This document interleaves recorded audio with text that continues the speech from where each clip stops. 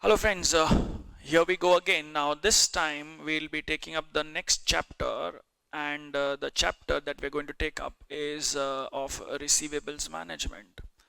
An interesting chapter, one of my personal favorite itself, is the chapter of receivables management. So let's understand receivables management.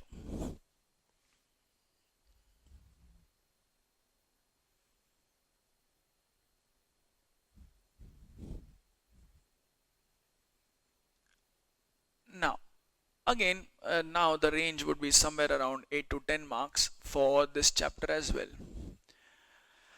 Fantastic chapter this is of receivables management.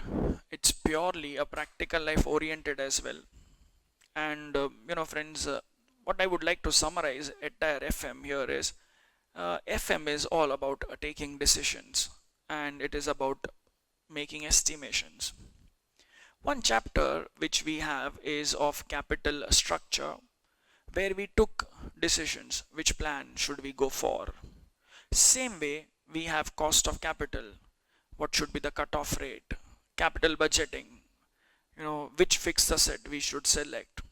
Numerous chapters we have, but you would realize that in every chapter we are doing the same thing. We are taking decisions, or we are taking or doing estimations. Let's understand this chapter now. What's the objective? Now by this time at least you would have been aware that my strategy is the same. At least I would discuss meaning and objective. So let's discuss what is the meaning and objective of this chapter, receivables management. Friends, what do you understand by the word receivables? Can I say receivables is nothing but collections? Collections from whom? I think I can say collections from your customers, from your debtors. So the word receivables can be interpreted as the word debtors. So I can say receivables management. What exactly it is? Managing debtors is nothing but receivables management. Now, the question that should come into your mind is, why do debtors come into existence? What's the reason for the debtors to come into existence? Now, if I ask you, you people will say, sir, it's because of credit sales. Correct? You must have thought this only. Sir, it's because of credit sales debtors come into existence. I would say no. It's not because of credit sales. It is because we offer credit period. Sir, how does it make any difference? I can say this way. You make sales only to your customers. You sell goods. But the moment you ask, or the moment you give or offer credit period, the same sale becomes credit sales, and then debtors come into existence. So prima facie, the reason for the debtors to come into existence is because our company offers credit period. Now, when the company is offering credit period, so one more question which the company will have to face is, how much credit period should we offer to our customers? Should we give them 10 days credit period? Should we give them 15 days credit period? 30 days? 90 days, 100 days, 60 days? How much credit period should we offer to our customers? How would you come to know that? Accounts में कभी ऐसा सोचा है? Never. What used to happen in accountancy? In accountancy, we used to be given one entry. The company made sales of rupees 1 lakh on credit. What we did? We sportingly passed an entry, debtors to sales. But a role of the finance manager is to take decisions. And as we just discussed, what one more situation am I going to face in practical life? One more situation, friends, which we are going to face in practical life is, how much credit period should we offer to our customers? Should we give them 1 month? Should we give them 2 months? Should we give them 15 days? And so on. Now, how do we determine that? The answer to that question will be given by this chapter, friends. The chapter of receivables management. So what is the answer? What is the question that I'm raising? The question that is being raising, that is what is the object of this chapter. It will help me to give the answer to this question. How much credit period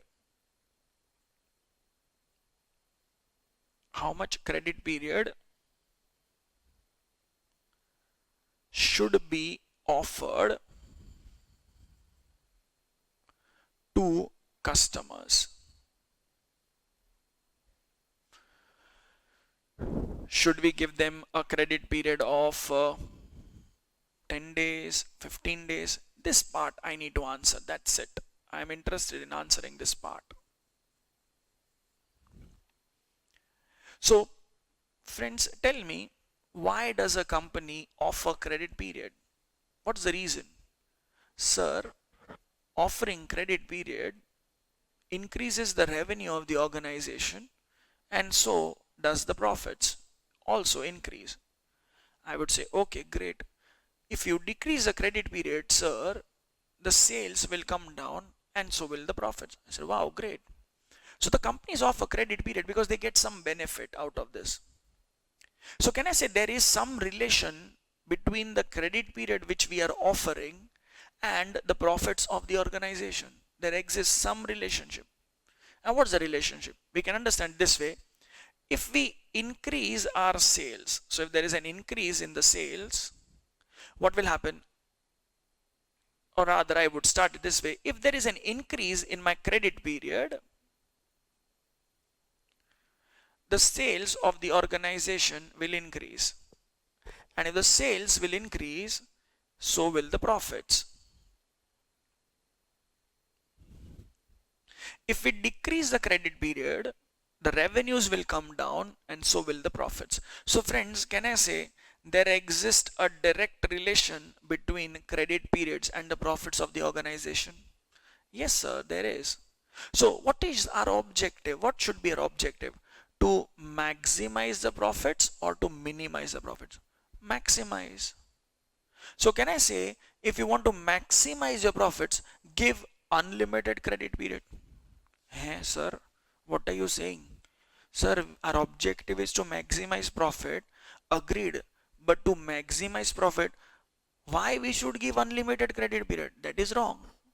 So if you notice that increasing the credit period undoubtedly increases the sales. It will increase the profit. But can I say, offering credit period has its own disadvantages as well. What are the disadvantages? If you give more credit period, then can I say risk of non-payment, chance that the customers might default also increases. So there is also one problem here, that there will be increase in bad debts.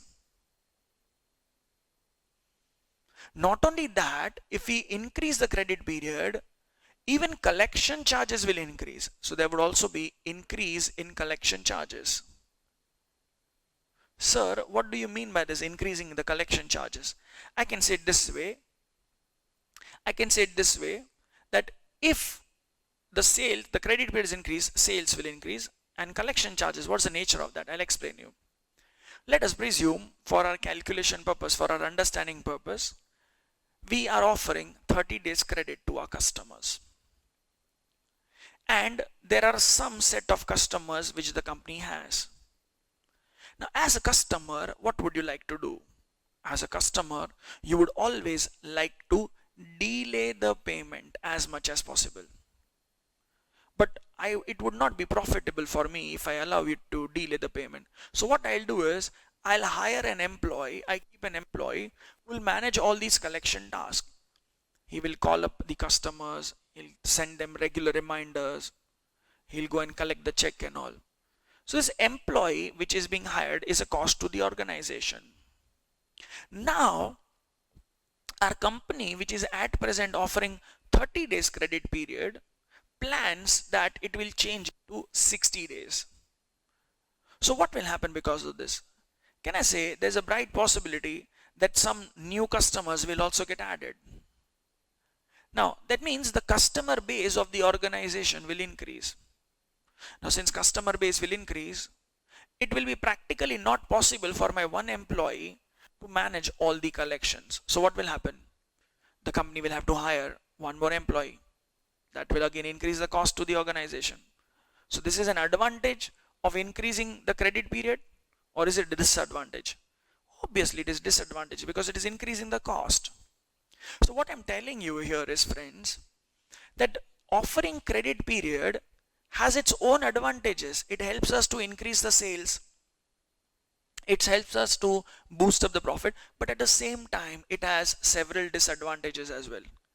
The risk of non-payment increases. Collection charges would also increase. But you know, friends, what is the biggest disadvantage? The biggest disadvantage of giving a credit period is more of our money will be getting locked up. Our funds would get locked up. They would get locked up in the form of what? Our money gets locked up in the form of debtors. So there would be more of our money getting locked up in the form of debtors. Now, if money gets locked up, what can happen? You cannot use it. And if you cannot use it, can I say, you lose an opportunity to earn something. And the opportunity is what? Had that money not been locked up, at least you could have invested that money in bank. You could have earned some interest on that, but that's not going to be possible because your money is getting blocked.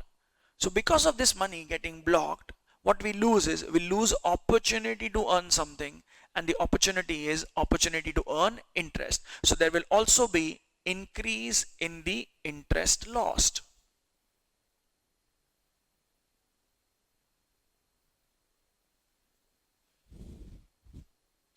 So what are we supposed to do?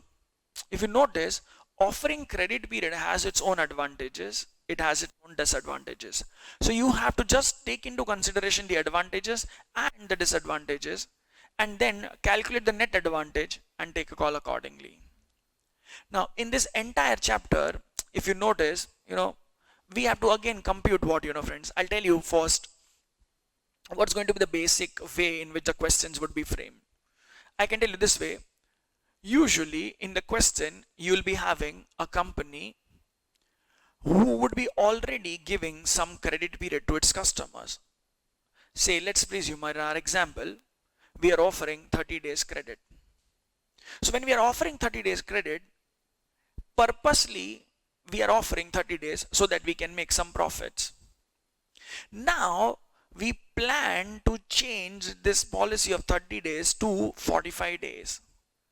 Now the moment this plan comes into my mind, will I start offering 45 days? No, I have to do some calculation. So what calculation will I do? Simple. I will calculate how much profits we earn at present under the existing scenario. That is when we are offering 30 days credit. So under existing policy, find out how much is the profit. Then we will find out how much could be the profit if we start offering 45 days. We will compare the profits. If by offering extra credit period we are able to increase our profits, we should give extra credit period, else we should continue with 30 days. Did you get this? Job is very simple. Find out present profitability, at present how much profits you are making. Find out how much could be the profits when you offer 45 days. Compare these profits. If you think you can match profits, we should go for the credit policy, else we should continue with the existing one. I hope the basic structure you have. So from where do we get the figure of profits now? How is profit figure calculated? Simple, by preparing an income statement. So if you realize, friends, there are so many chapters. The basis for those chapters is income statement, leverage, income statement, capital structure, income statement, capital budgeting, income statement, working capital, income statement. So this way, that way, we are just preparing income statement for taking decisions. So here also, to calculate profit under 30 days, to calculate profit under 45 days, we will prepare income statement, and whichever option will maximize my profits, I would take a call accordingly. Now, to calculate profits, we will require information about sales, cost, and everything. Believe me, all this information will be given by the question. Every bit of information will be readily available to us, except one thing. Now at least you would be aware about all these things, that key the figure which will not be given directly in the question is going to be the figure of these debtors. That is, how much of our money is getting locked up in the form of debtors. How much funds will be getting invested or blocked in the form of debtors. That figure will never be given by the question, because that itself is the crux part of the chapter. Only calculation which we have to do here, friends, is about these debtors. And once you come to know that, the job is done. So my next part of the discussion here would be to make you guys understand how do we calculate our money locked up, our fund blocked in form of debtors. Is it okay? So we take up the next point here. But again, I'm telling you, it's very simple chapter, common sense, more practical life oriented this chapter is. So we have to just understand that calculation of funds getting locked up in the form of debtors, how it is done. So let's understand that. Now, we have already done this part of the discussion in the chapter of estimation of working capital as well. The calculation of money getting locked up in the form of debtors is already done in the chapter of estimation of working capital. So just recollect what I have taught you in estimation of working capital. How was debtors calculated? If you remember, debtors, you must have realized that we calculated debtors by using this formula. Debtors are based on sales. Which sales? To be precise, I would say credit sales. So we take credit sales, and in the chapter of estimation you realize it's going to be nothing but the credit period upon 365 or 52 or 12, as the case may be. This was the formula which we applied in the chapter of working capital, which helped us to get the value of debtors. So it's credit sales into the credit period by 365, 52 or 12. But my objective you should understand. That means, let's take it this way. Suppose our company makes annual sales of rupees 12 lakh. It is offering 1 month credit on an average to its customers. So I would say 1 by 12. So I get 1 lakh rupees. So what does this signify? This is the amount that is collectible. Understand this. On an average, this 1 lakh signifies money collectible, money receivable from our debtors. Acha, this is money receivable, but I was harping the same tone again and again. I was telling you that I am not interested in finding out how much is receivable. I am interested in finding out how much of my money funds are locked up.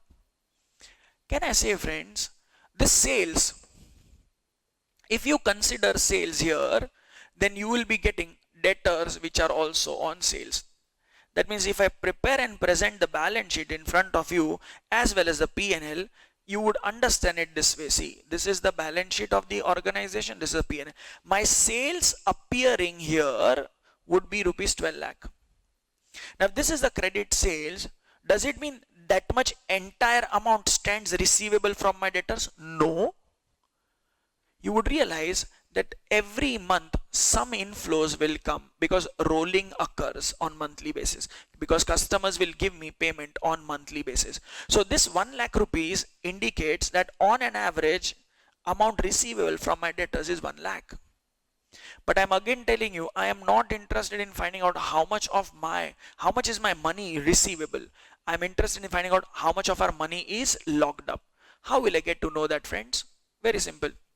First of all, do you agree the sales which we have considered here includes element of profit? Yes. So I am not, and profit is never your money blocked. I am not interested in how much I will collect. I am interested in how much of my money is blocked. So definitely sales, since it includes element of profit, eliminate that information about profit. So the moment I eliminate credit sales, that means I eliminate the profit figure. What I'll get now is cost. Now suppose cost is 80% of our sales.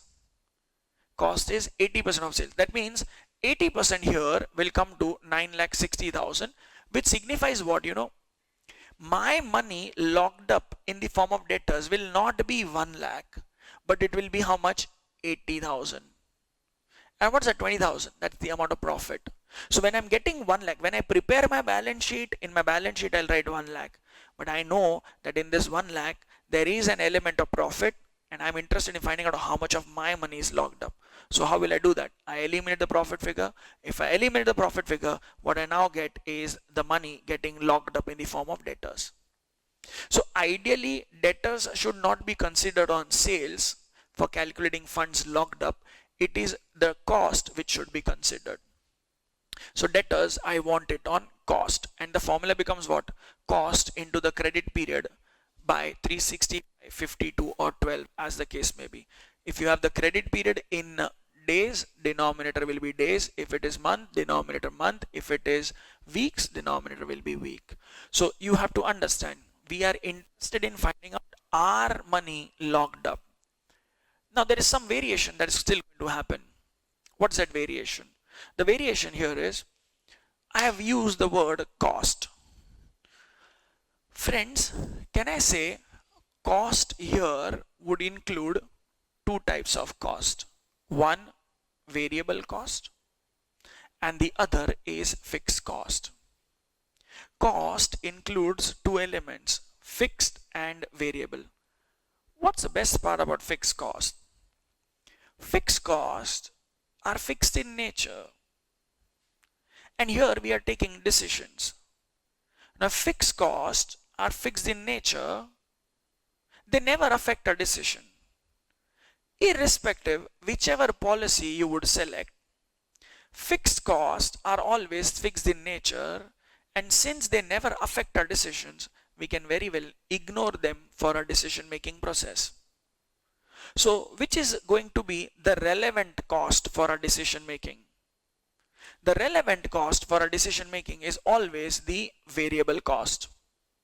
So actually speaking, the debtors should be not calculated on sales, they should not be calculated on total cost, they should be calculated on variable cost. So if I take variable cost into my formula, then what I'll get is debtors on variable cost. Understand this, I will summarize it. If you take sales in the formula, you get debtors on sales. But that sales figure has element of profit in it. Our objective is to find out money blocked so that we can take decisions. So I eliminated the profit figure, then I realized that more appropriate thing would have been to find out and use cost. But then I realized that in costs also, there are two types of cost. Fixed cost, variable cost. Fixed cost, being fixed in nature, doesn't affect our decision. And since it doesn't affect our decision, it is irrelevant in decision making. So the relevant cost that should be considered for decision making is the variable cost. So idealistic scenario, my view is, first, decisions give preference to variable cost. If variable cost is not given, then we should give preference to total cost. And if even in the question total cost is not given, then the last resort for calculation purpose will be sales. But priority, variable, total, and then sales. And just remember, it's your matter of choice. Many times if you refer in the institute's study material, you would find that sometimes they have valued the debtors on variable cost, sometimes they have taken total cost. There's an ambiguity in their solutions. They have not standardized their solutions. Whatever you do, my personal opinion to you guys would be, just write a note. If you prefer to value debtors on variable cost, then write a note, debtors are valued on variable cost. If you want, you can even do the valuation on total cost. Now when I'm using the word total cost, it is sum total of two things, fixed and variable. You can do that, but do write a note. But my viewpoint is that till the time fixed costs don't change, they are irrelevant in decision making, so it should be ignored. And if any such information about variable and total cost is not available, then the last resort is to take sales. So formula for debtors, that is our money getting locked up in the form of debtors, would be variable cost into the credit period by 365, 52 or 12. Keeping this stuff in the mind, we can take up solving of the sums on receivables management. I'll take up first sum where we'll understand how the logic works, how we are supposed to do selection of appropriate credit policy.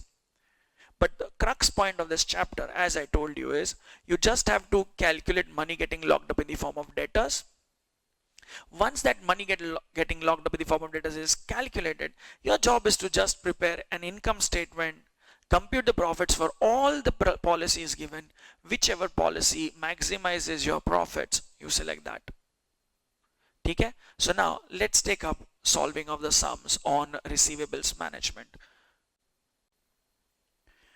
Okay, so let's solve question number 1, that is on this receivables management chapter, and we can understand how we will take decisions in this chapter. Question number 1. Let's read it.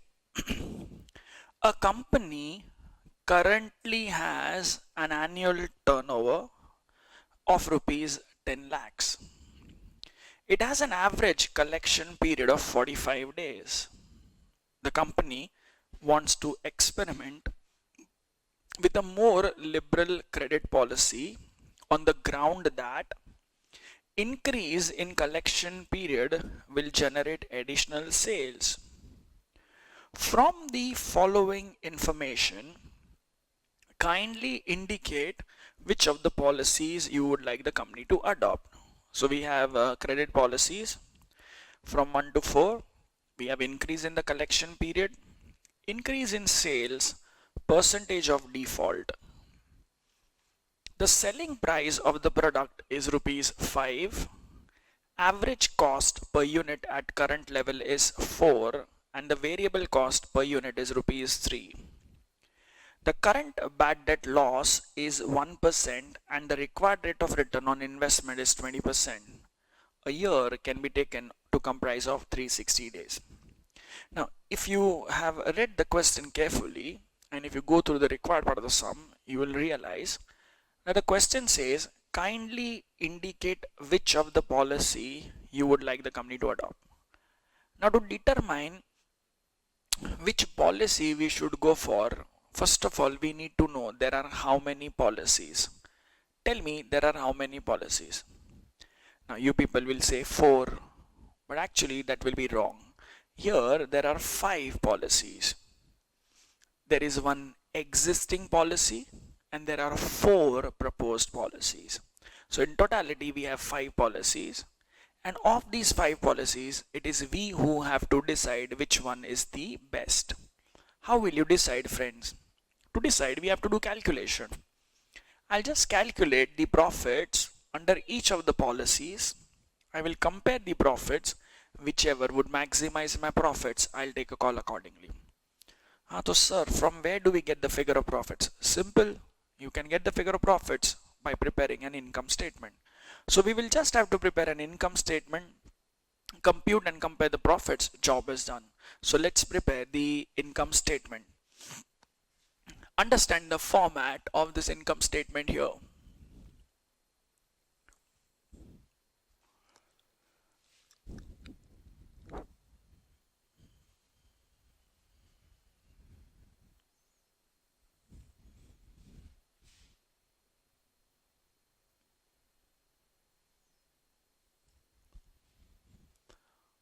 It's more sort of common sense approach this chapter is.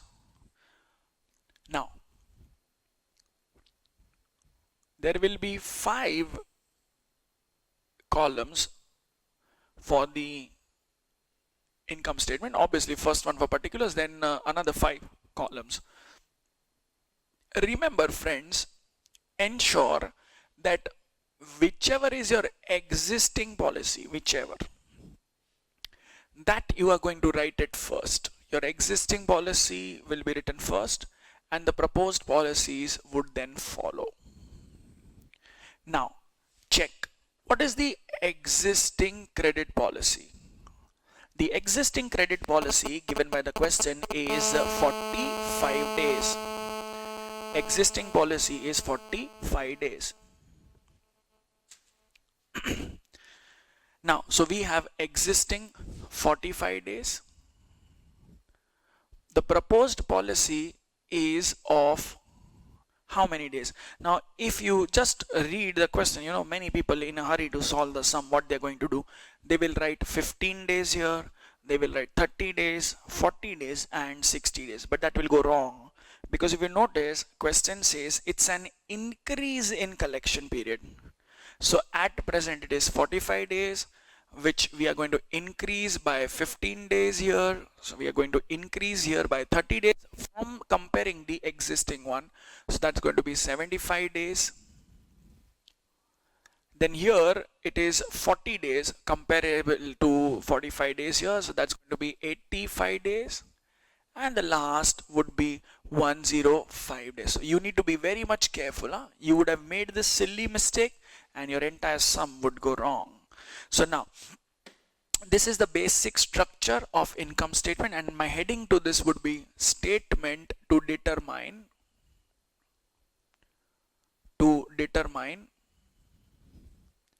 appropriate credit policy. Statement to determine appropriate credit policy. So we have these 3 credit policies, or rather I would say 5 credit policies. Now, as I'm telling you, it's just a matter of income statement. That's it. So we will prepare the income statement and the job is done. Understand this is the first sum, so I'll go a bit slow for calculation purpose, and this will give you a bright idea what needs to be done. So I'll again start first here with sales, because it's an income statement. Now, unless specified, friends, all chapters wherever we have prepared income statement, they are always on annual basis, per annum basis. So now, what is the sales under the existing policy? Under the present policy, we are making a sales of rupees 10 lakh. Now, how much do you expect your sales to be if you start giving 60 days? You expect that your sales will increase by 50,000. So here your sales will be 10 lakh 50,000. Here you expect that your sales to now become 10 lakh 80,000. Here it's going to be 11 lakh, and here it's going to be 11 lakh 25,000. Now this is the sales. From the sales, the moment you reach the figure of sales, receivables management thought process should be what? The moment you reach the figure of sales, now check. In the question, do we have any information which says that fixed costs are going to change? No. So since no information given about fixed cost, we will assume that fixed cost will remain same, and we will simply ignore them for our decision making process. So tell me, friends, which becomes the relevant cost for decision making? Obviously it's the variable cost. So from the sales, we are now supposed to deduct the variable cost. So I will now deduct the variable cost. Now, sir, but then variable cost is given, so what about that average cost? That average cost is nothing but total cost per unit. And how is it made up of, sir? It is made up of 2 things, variable plus fixed. But since no information about fixed cost is given, that it is changing, we ignore it. So the relevant cost becomes the variable cost. So now how would you calculate this? See, if you notice, selling price of the product is rupees 5, which means the variable cost given here is 3 rupees. So as a percentage of sales, what is my variable cost? Now when you solve this, it will be, I think, 60%. Yes, 60%. It means variable cost is 60% of sales. So let us subtract variable cost. So we have 6 lakh 30,000. 6 is a 48. I think this will be 6 lakh 48,000. 6 lakh 60,000. And if I'm not wrong, this will be 6 lakh 75,000. Please do cross check the figures, please. Now, once we deduct variable cost from the sales, the resultant figure is going to be termed as contribution. So we consider this figure here to be a figure of contribution. Now, if variable cost is 60% of sales, we have learnt in leverage also that contribution is going to be 40% of sales. So I can make out that this is going to be 4 lakh. This is going to be 4,20,000. I think this is 4,32,000. This will be 4,40,000, and this is going to be 4.5 lakh rupees, 4,50,000. Now, our objective is to calculate the profitability. So once you have contribution, then you need to check in the question, do you have any information anywhere about bad debts? Yes sir, it is given. So what's the level of bad debts? If you notice, bad debts, currently bad debts are 1%. Acha, 1% of what? Bad debts are always based on sales. So 1% of sales, that is going to be 10,000. Now, if you change the credit policy from 45 days to 60 days, what is your viewpoint? Will bad debts remain same? No, the bad debts are expected to rise, and they have mentioned it in the last column as percentage of default. It is not increase in percentage of default, but it is just percentage of default. It means the level of bad debts here will be 2%. 2% of what? 2% of the sales. So that's going to be, I guess, 21,000. In the third case, it will become 3%. So 3% here will be 32,400. Then here it is going to be 4%. So that's going to be 44,000. For 6%, how much is going to be my percentage of default? So let's check for 6%. I think it's 67,500, but nonetheless we'll check it out. So that's going to be 11,25,000 into 6%. Yes, it's 67,500. Now, once you have reached onto the figure of bad debts, then you check in the question, do we have any information anywhere about variable cost, oh sorry, not variable cost, I would say collection charges. Just check collection charges. I doubt, we don't have any collection charges here, so we can ignore it. Any information anywhere about admin cost? No sir, all these costs are not given. That's it. So can I say I can subtract the bad debts from the contribution, and the moment I subtract this bad debts from the contribution, I can term this figure here as figure of net profit, which can be, have we deducted tax yet? No. So this becomes the figure of net profit before tax. So that's going to be 3,90,000, and I think this becomes 3,99,000, 3,99,600. That's going to be 3,96,000. And here 4,50,000 minus 67,500, that gives me 382,500. So this is the profitability. Now, any information anywhere about tax rate? No, so we can ignore. So we can say this itself becomes the figure of net profit after tax. If you want, you can even call this just as a figure of profit, which can be marked here as A. So I would say manageable part till here, because we are just preparing the income statement. Now you have to think this way, friends. Just take it out this way. At present, are we offering any credit period? Yes sir, we are. How many days? Sir, 45 days. Acha, when we are offering credit period, due to offering that credit period, is our money getting locked up? Yes sir, money gets locked up because we are offering credit period. So how do I calculate how much of our money is locked up? It will be getting locked up in the form of debtors. So now I will calculate debtors. Now I will calculate and value the debtors on what? Variable cost. So we have debtors on variable cost. Now how do you calculate that? So we calculate this way, take the variable cost into the credit period. I think it has been mentioned by the question that you have to assume 360 days in a year for calculation purpose. So I can say this way, it is variable cost into credit period by 360. So we can say 6 lakh into 45 divided by 360. So that's giving me 75,000. Could you please just do interpretation of 75,000 for me? What does it signify?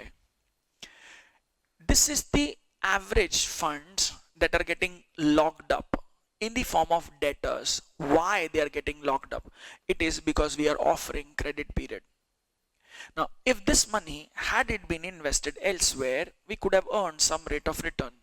But now we'll not be able to earn that because this much money is getting locked up.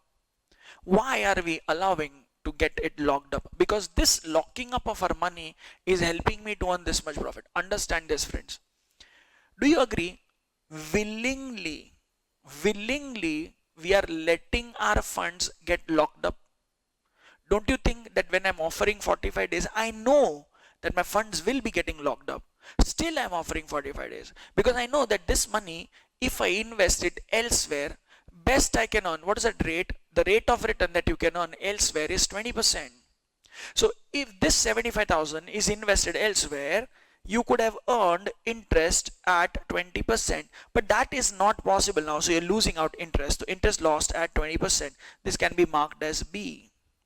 So I can say this way, on 75,000, you could have earned 20%. That's going to be 15,000. Now, this is what you are losing out an opportunity. It means, first of all, forget about these policies. Tell me honestly, is our existing policy advisable? Yes, because if this money is the money that is locked up, if you would have used it elsewhere, best profits you could have earned would have been 15,000.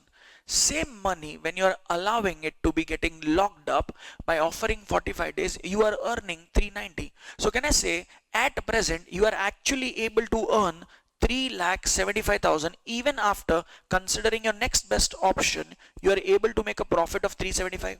So definitely 45 days credit policy is advisable, agreed. But now my objective is not to decide whether I should continue with 45 days or not. My objective is to decide which one should I select. So what will I now do? If I start offering 60 days, then what will happen? 630 into 60 divided by 360. That means now my money that will be getting locked up here will be 1,05,000. So, but this 1,05,000, if I'm allowing it to locked up, then this is what I can earn. This money invested elsewhere could have earned us only 20%. So if I consider the next best option, I can earn only 21,000. So even after considering my opportunity loss of 21,000, I am still better off by how much? 3,78,000. Are you guys following what is happening here? Task simple है. आपको सिर्फ ये check करना है कि अपना पैसा कितना ब्लॉक होता है. यही पैसा कहीं और इन्वेस्ट करो तो कितना कमा पाओगे. And if it is invested in the business, business कितना कमा के दे रहा है. If your business is able to earn more than the next best, obviously use it in the business. Crystal clear. So now 6,48,000 into 75 divided by 360. Here my money getting locked up is 1,35,000, on which I will lose 20%. That's going to be 27,000. So if I consider my next best option, still I'm better off here by 370 to 600. Here in the next case, I would say 6,60,000 into 85 divided by 360.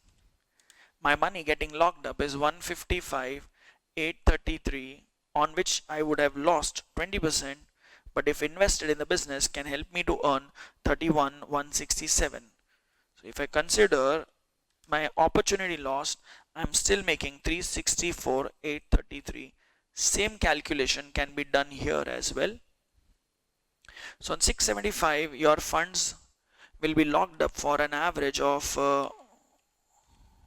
105 days. In rupees, 196,875 is locked up. On that, 20% is 39,375. So if you give 105 days, this is what you can earn. Elsewhere you can earn this much. So even after considering your next best option, you are better off here with 343,125. So now, what is your viewpoint, friends? What is your viewpoint? If you notice, the bestest profit which we can earn is here. Even after considering our opportunity cost, maximum profit which we can make here is under policy 60 days. So company is now advised to select which policy? company is advised to go for 60 days credit policy as it will maximize your profits. Okay. So your job is now what you know. Calculate and compare these profits. Since profitability here is maximum 378, it's advisable to go for 60 days credit policy. That's it. This was receivables management's question. So I hope you remember the only calculation which is to be done, friends, is money getting locked up in the form of debtors, and because of that money getting locked up, how much opportunity is being lost. That's it. This is what we need to do in all the sums of receivables, plus a variation here and there, which if you actually apply common sense, you can make out what is the variation. I'm again telling you, a business venture, what is this signifying? If you allow 45 days, इतना block होता है, इतना पैसा block. If this is the money that is block, still that blocking of money is helping me to earn this much profits. If I don't let it block, then I can invest it elsewhere, which can give me 15,000. So allowing 45 days credit period is also advisable, because even after considering your next best option, you are earning a profit of 375. But since you will be making maximum profits here, it is advisable to go for 60 days credit policy as your profitability will be maximum. Is it okay? Fine. So conclusion will be what? Company is advised to select 60 days credit policy as it will maximize the profit, and our note will be debtors are valued on variable cost.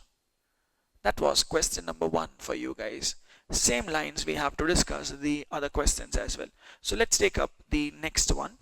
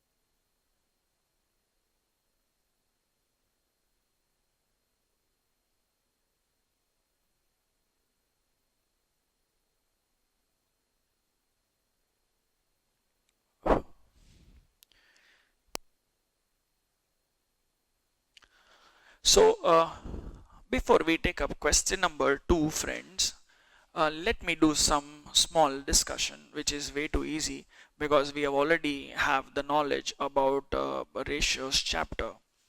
Now, one way to calculate debtors on variable cost is what?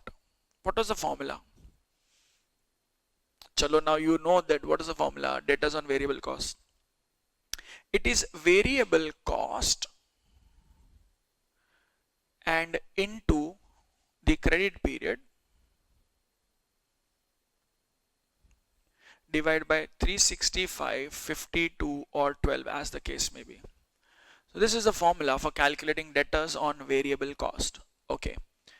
Now, what is the formula for debtors turnover? Tell me, what's the formula for debtors turnover? Can I say debtors turnover ratio? As we all know, in turnover ratios, what are we supposed to do? In turnover ratios, the numerator is sales and the denominator becomes the average of debtors. And debtors going to give me the debtors turnover ratio. Now, since it is a decision-making chapter of receivables management, we are working with certain set of assumptions.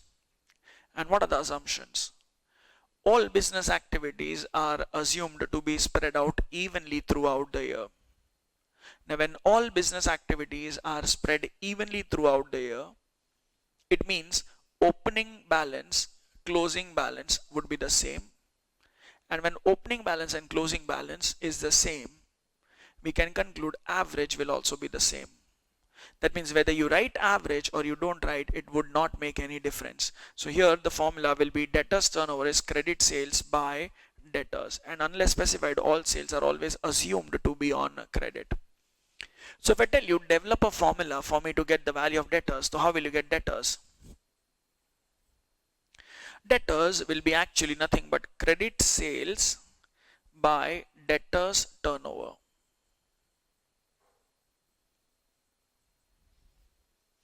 Now, if you are taking sales in your formula, then the debtors that you will get will be on sales. So if you take variable cost in your formula, then can I say what you will get is debtors on variable cost? So there is one more way to calculate debtors on variable cost. One is by using this formula, variable cost into credit period by 365, 52 or 12. Other way around is debtors on variable cost is equal to variable cost by debtors turnover. So why are you explaining this to us? Because in the next sum, question has given us debtors turnover ratio. So if debtors turnover ratio is given, that means I cannot use this formula to calculate debtors on variable cost. I'm left with no choice but to use this debtors turnover formula. So how will you make use of this formula? See, task will be same. We'll be solving the same sum as it is. We'll reach the figure of net profit after tax or profit. Then when you calculate debtors, for computing debtors, we'll be using this formula, variable cost by debtors turnover. That's it. So that is the point of discussion for this sum. So let's take up question number 2 and we can finish off that sum. The change is, this is the formula that will be adopted. As in that sum, credit period is not given, but turnover ratios are given. So let's tackle that question number 2. So I hope you have understood this formula for the debtors turnover. Credit sales की जगह पे variable cost substitute कर लो तो you will get debtors on variable cost. So let's read question number 2.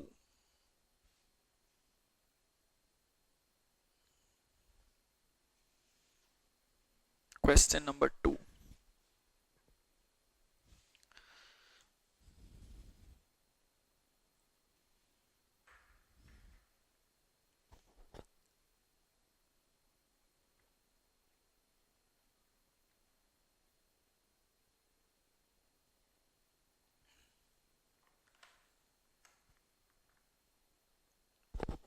PTX Limited is considering a change in its present credit policy.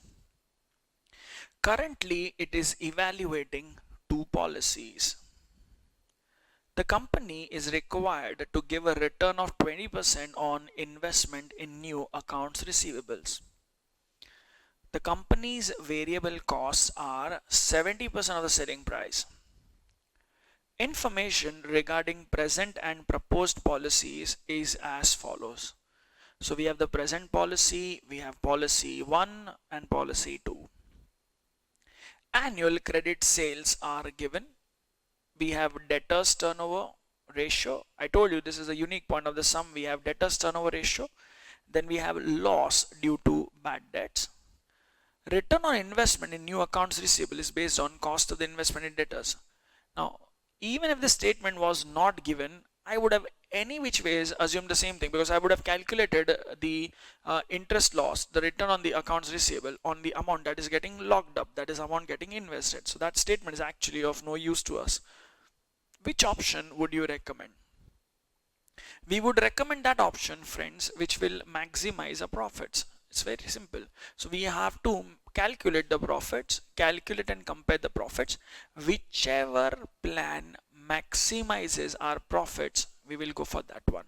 So now again we have to prepare a statement to determine the appropriate credit policy. So let's prepare that statement.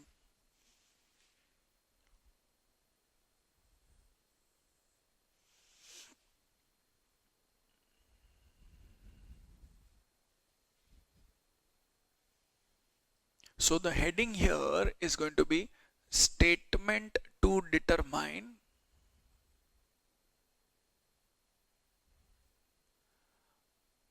appropriate credit policy.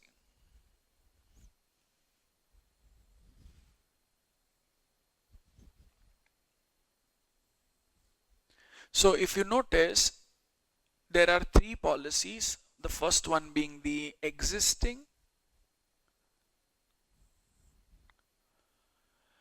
and the two policies are proposed. So this is particulars, we have existing, then we have proposed. Now in proposed also we have policy 1 and we have policy 2, and we have to select which among the three is the best. So same strategy is to be adopted by preparing an income statement. So let us begin with the first one. So I'll start first with sales because it's an income statement. Check. Is the sales given? Yes. Is it per annum? Yes. How do we know that? Question has given us that information. Annual credit sales, it is 30 lakhs under existing situation. It is 42 lakhs under policy 1, 45 lakhs under policy 2. Now when you have reached to the figure of sales, then you need to again check. In the question, do you have any information anywhere about fixed costs and it is changing? No. Acha. So then the relevant, and since it is not changing, we can ignore fixed costs, and the relevant cost now becomes the variable cost. So let's begin with the variable cost. So we can say less variable cost. Now what's a variable cost as a percent of sales given? It's given to be 70%. And friends, when you subtract the variable cost from the sales, can I say the resultant becomes contribution, which becomes 30% of sales? Okay, so let's do the calculation now. So we have variable cost, that's going to be 0.7 into 30 lakhs. So that's going to give me 21 lakh here. Then 42 lakh. That's going to give me 29 lakh 40,000. 45 lakh. That's going to give me 31 lakh 50,000. So when we subtract the variable cost, what we are now getting is the contribution. So that's contribution is 30% of sales. So I think in the first case we get 9 lakh. In the next case 42 lakh. So that's going to give me 12 lakh 60,000. And here it is 45. So we get 13 lakh 50,000. Now, once we have reached onto the figure of contribution, same step, same thought process. Do we have any information anywhere about bad debts? Let's check. Yes sir, it is given, loss due to bad debts. So we'll now take up the bad debts. What is the rate of bad debts? 3%. So 3% on 30 lakhs. So that's going to be 90,000. So 30 lakh. So that's going to be 90,000. In the next case, it's going to be 5% of sales. So if I'm not wrong, that's going to be 2 lakh 10,000. Let me check nonetheless. So that's going to be 42 lakh into 5%. Yes, 2 lakh 10,000.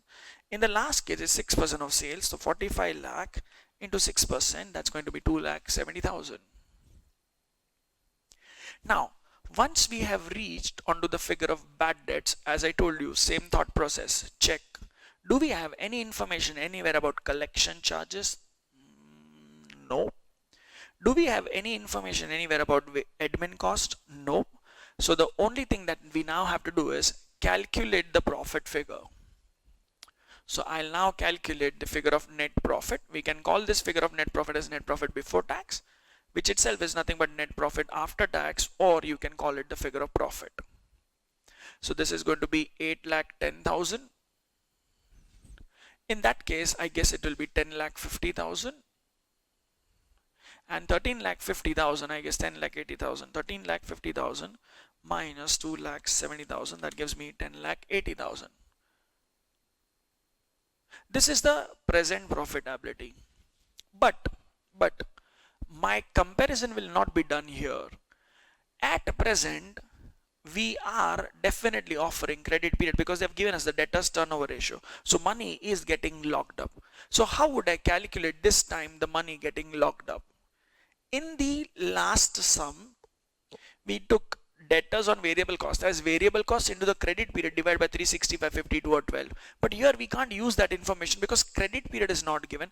So what I can now do is debtors on variable cost. How do we calculate that? You can take the variable cost and you can just divide it with the turnover given. Now the turnover given is 4 times, 3 times and 2.4 times. So you just divide it with the debtors turnover, it will give you the same answer. It will give you debtors on variable cost. So remember, when we have debtors on variable cost, use this formula to get the money getting locked up. So I would say 21 lakh divided by 4, that is 5,25,000. This is the average funds getting locked up. 29,40,000 divided by 3, so that's 9,80,000, and 31,50,000 divided by 2.4, so that is 13,12,500. That's going to be the money getting locked up. Now if the money is getting locked up, we all know that we can't use it, and if we can't use it, we lose the opportunity, and the required rate of return is 20%. You know friends, in this chapter they would be using different terms. They would use the term required rate of return, they would use the term cost of carrying debtors, cost of capital, minimum required rate of return, pre-tax rate of return, post-tax rate of return. But the objective to do all this calculation is very simple, just to calculate the interest lost. So now I'll calculate the interest lost here.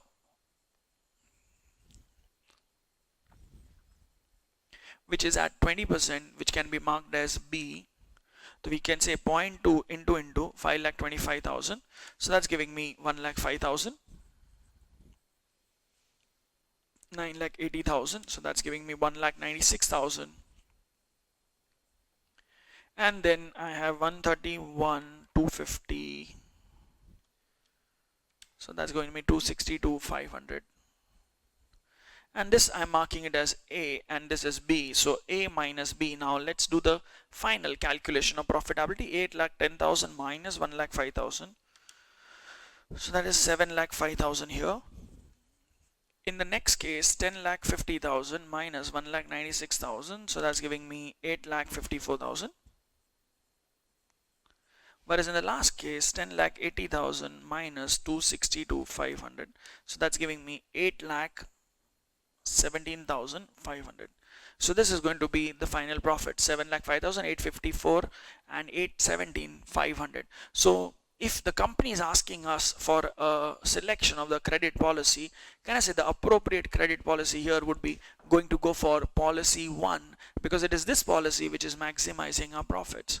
See, I told you the sums are going to be way too easy, and you can very well score good marks in FM if you have the right strategy and if your concepts are clear. So here our objective was to maximize the profit. Since this policy 1 is maximizing the profit, I would go for policy 1. My conclusion will be companies advised to select policy 1 as it will maximize the profit, and the note will be debtors are valued on variable cost. Okay, fine. So this was question number 2. So let's start with the next sum, question number 3. What it says: a firm has current sales of rupees 2 crore 56 lakhs 48,750. The firm has unutilized capacity. In order to boost its sales, it is considering relaxing in its credit policy. The proposed terms of the credit will be 60 days as against the present policy of 45 days. As a result, the bad debts will increase from 1.5% to 2% of sales. The firm's sales are expected to increase by 10%. the variable costs are 72% of the sales. The firm's corporate tax rate is 35% and it requires an after-tax return of 15% on its investments. So underline the words after-tax returns of 15%. So here they have given us the desired rate of return as an after-tax. Should the firm change its credit period? तो question हमको क्या पूछ रहा है, should we change the credit periods or not? Now to determine whether we should continue with our existing credit period or should we change it, as I told you, it is a decision making. Decision making will only be possible if and only if you do some calculations. तो क्या करना पड़ेगा? We'll have to calculate what we have discussed. To take decisions, what we will do is we will calculate how much is the profits under existing situation. Existing, what is the credit period that is being offered? I think it is being offered as 45 days. Now what is the plan of the company? The plan of the company is to change this credit period of 45 days to 60 days. So we will calculate the profits under 45 days credit policy. We will compare it with the profits of 60 days credit policy, and whichever policy would maximize our profits, we would take a call accordingly. So how would you come to know that? We will prepare a statement. So now I'll prepare a statement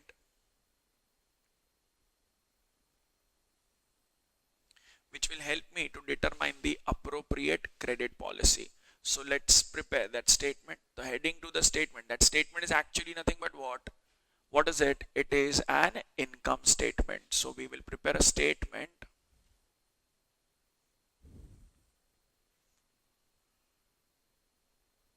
So heading is statement to determine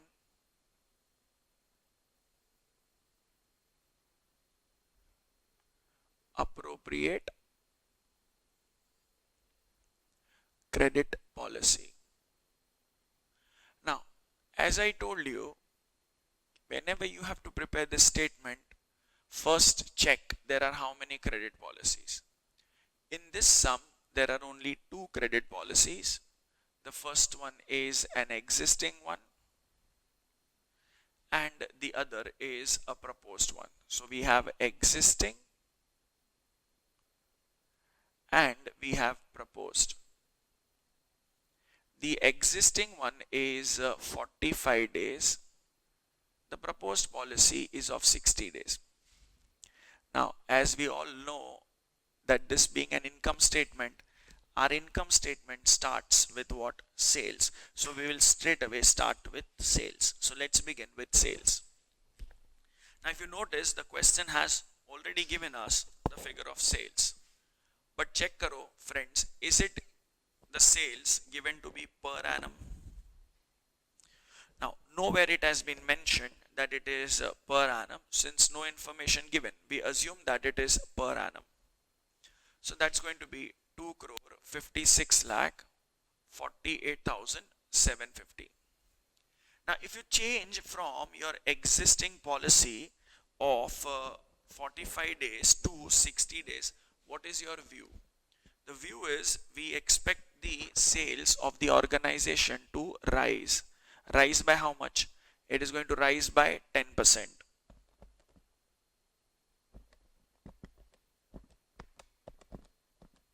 So we expect now our sales to be 2 crore 82 lakh 13,625.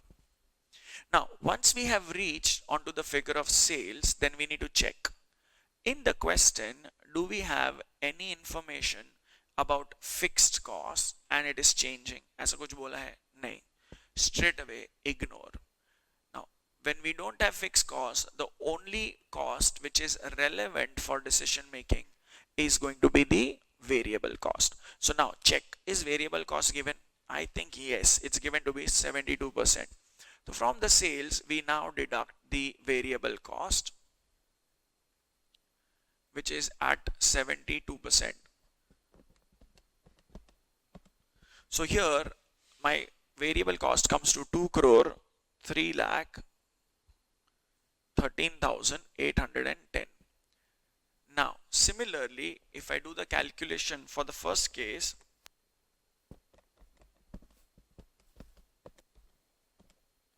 then it is coming to 1 crore 84 lakh 67,100.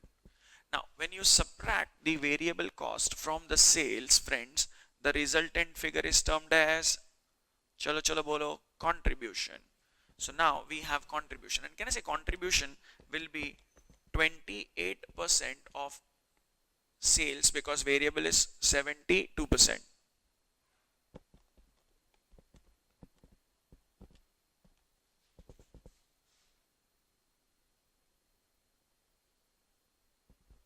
$71 lakh 81,650 is the contribution. In the next case,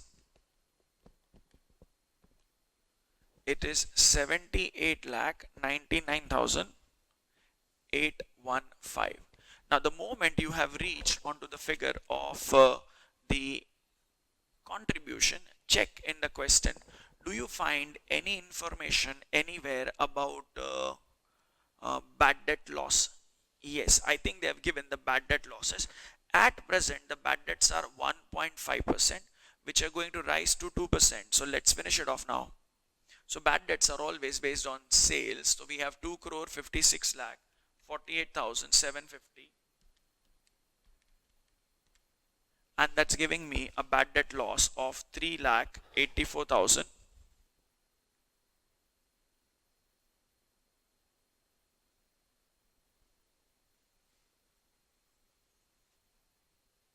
$731. Similarly, if you now notice, they are going to rise from 1.5% to 2%.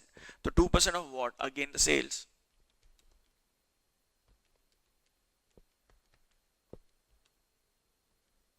So that is making it 5,64,273. Now once you have reached onto the figure of bad debts, friends, as I told you, matter of strategy, क्या करना होगा? After bad debts, check. Do you have any information anywhere about collection charges? जरा check करो, collection charges है क्या? नहीं. Do you have any information anywhere about administrative cost? Check. I think we don't have that information as well. So now we can very well calculate our figure of net profit. So we now compute the figure of net profit. So this figure of net profit which we just calculated will be net profit before tax. So I would say 71,81,650 minus 384,731. So that's giving me 67,96,919. Here 78,99,815 minus 564,273. This is giving me 73,35,542. Now friends, check. Do we have the tax rate given? Yes. Fortunately in this sum the tax rate is given, जो previous sums में कहीं पर नहीं था.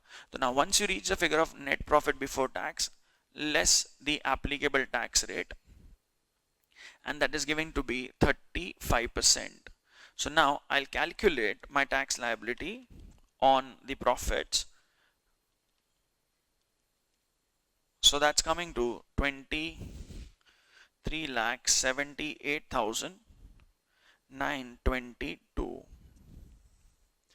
and here it is 73,35542, and that's giving me 25,67,440.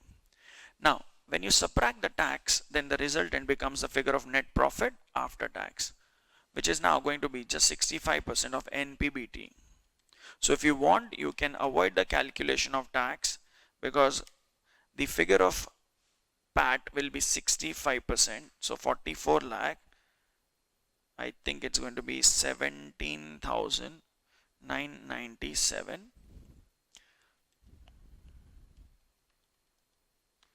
And here it's coming to 47,68,102. Now if you now notice, presently हम लोग इतना profit कमा रहे हैं, but if you switch over आप इतना प्रॉफिट कमाओगे, but these are not directly comparable. क्यों? फिलहाल हम कोई क्रेडिट पीरियड ऑफर कर रहे हैं, यस. उसका एक बड़ा डिसएडवांटेज है, it has a big disadvantage. क्या डिसएडवांटेज है? Our funds get locked up. अच्छा, if our funds get locked up, then what will happen? We can't use it. And if we can't use it, means what will happen? We will lose opportunity to earn something. So to determine how much opportunity we have lost, we need to first calculate अपना कितना पैसा locked up रहेगा on an average at any point of time. So अपना पैसा कितना locked up होगा? It will be getting locked up in the form of debtors. Now debtors will be valued on what? No information. We'll go for variable cost. I have told you the reason for that, because sales has element of profit. Decision making में fixed cost का कोई काम नहीं है unless they change. So we can now calculate the debtors on the variable cost. Now यहाँ पे turnover ratio नहीं दिया है, credit periods दी गई है, तो we can very well use that formula, variable cost into the credit period by, have they said that assume 360 days or something like that? No.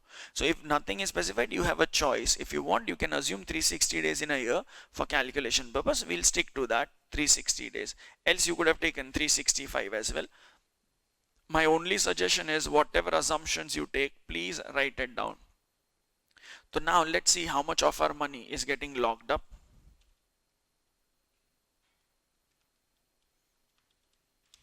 So under the present scenario, approximate 23 lakh 8,388 इतना पैसा locked up होता है. Just for my satisfaction, please. Is this money locked up only for 45 days? No, not at all. Working capital chapter में मैंने आपको बताया है कि all business activities are evenly spread. Now when all activities are evenly spread, this is money locked up not just for 45 days. It means offering 45 days, due to that on an average at any point of time itna paisa locked up hota hai. Now let us check for the next one now. So that's going to be 2 crore 3,13,810 into 60 divided by 360. So that's giving me 33 lakh 85,635. Now because of we offering 60 days, अब extra funds will be getting locked up. अब funds अगर locked up हो जाएगा तो आप उसको use नहीं कर पाओगे. So what will happen? You lose the rate of interest. So here now I'll calculate the interest lost. Now the rate given here is 15% per annum, unless specified there. These are always per annum cost only. And this is given to be after tax. Since it is given to be 15% per annum after tax amount के साथ ही comparable होगा. अगर ये interest lost 15% per annum before tax बोला होता तो मैं इसको after tax के साथ compare नहीं करता. I would have compared it with the net profit before tax.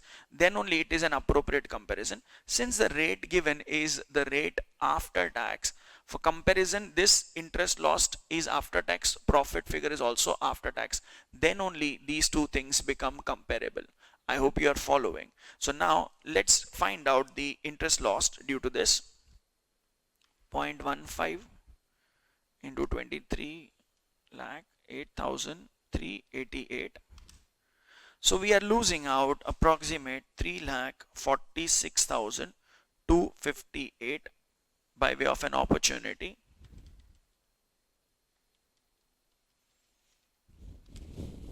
And here we will lose out approximate 5,07,845. So we can mark this as A. यानी कि ये कमाने के लिए we are losing out this. To earn this, we'll be losing out this. So even after considering our next best option of opportunity, now let's see how much we can earn best returns, because whichever will help us to maximize that, we will be able to earn that. So we'll be able to select that. So let's check. 44,17,997 minus 346,258. So this is giving me 40 lakh 71,739, whereas here 47 lakh 68,102 minus 507 845. So that's going to give me 42 lakh 60,257. Now my dear friends, look at the comparison and you tell me what is your advice. It's obvious, since profitability is increasing here, company is advised to go for 60 days credit policy as it will maximize our profits. Isn't it manageable? The only point for which I have kept this sum is one, the rate of interest given is after tax. If it was given to be before tax, then this amount of interest lost would have been compared with this net profit before tax. Since it is after tax figure has to be compared with after tax figure for comparison. There is one more reason why I have taken up this sum. I will explain you that there is alternate way to solve the same sum. We have one more technique to solve this sum, and that alternate technique of giving the same answer is called incremental approach. What is it? Incremental approach. You can even call it as differential analysis. You can get the same conclusion. I'm not telling you that you'll get the same exact amount essay, but you can definitely get to have the same conclusion that go for 60 days credit policy. How? Let's understand. Then I will explain you when are we supposed to take incremental approach for solving the sum. Though eventually whether you follow incremental approach or whether you follow this normal approach, it doesn't matter. Your conclusion stays the same. But in exam, it might happen that some information might not be given by the question to us. In that circumstance, we may be forced to choose incremental approach. Now what is this incremental approach? What is this differential analysis? So let us understand this incremental approach or differential analysis. So let's understand this. What is this incremental approach? Now, as the name itself suggests, incremental approach, we can even call it differential analysis. इसमें सोचना क्या होगा पता है friends? We just have to think this way. I will definitely go for the new credit policy.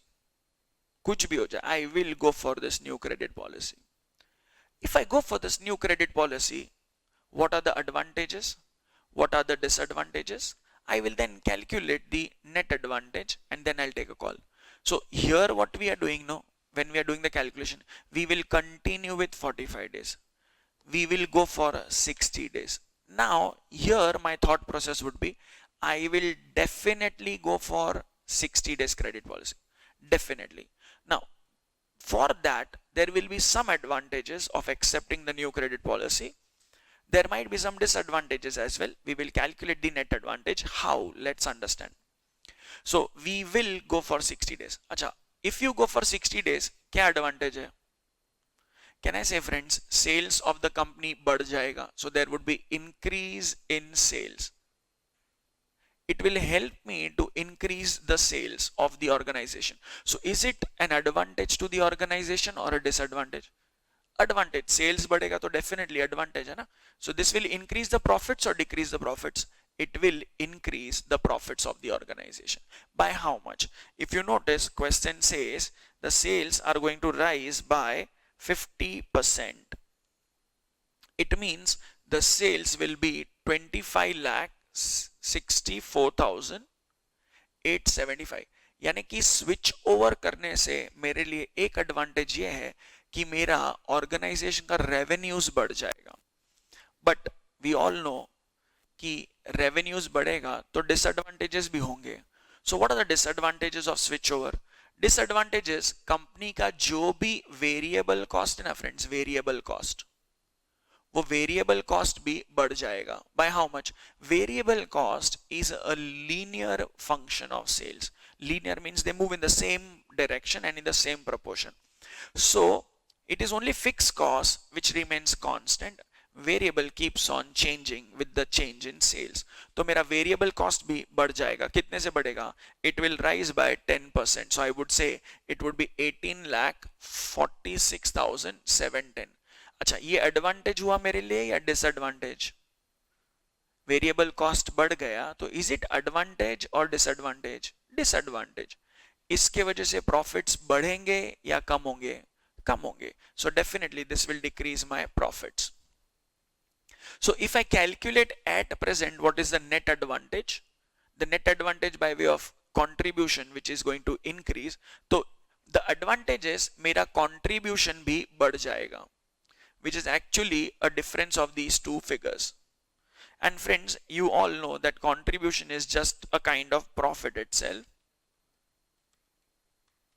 Contribution is going to be like a profit figure. So even contribution figure will rise by 10%. That's going to be 7,18,165.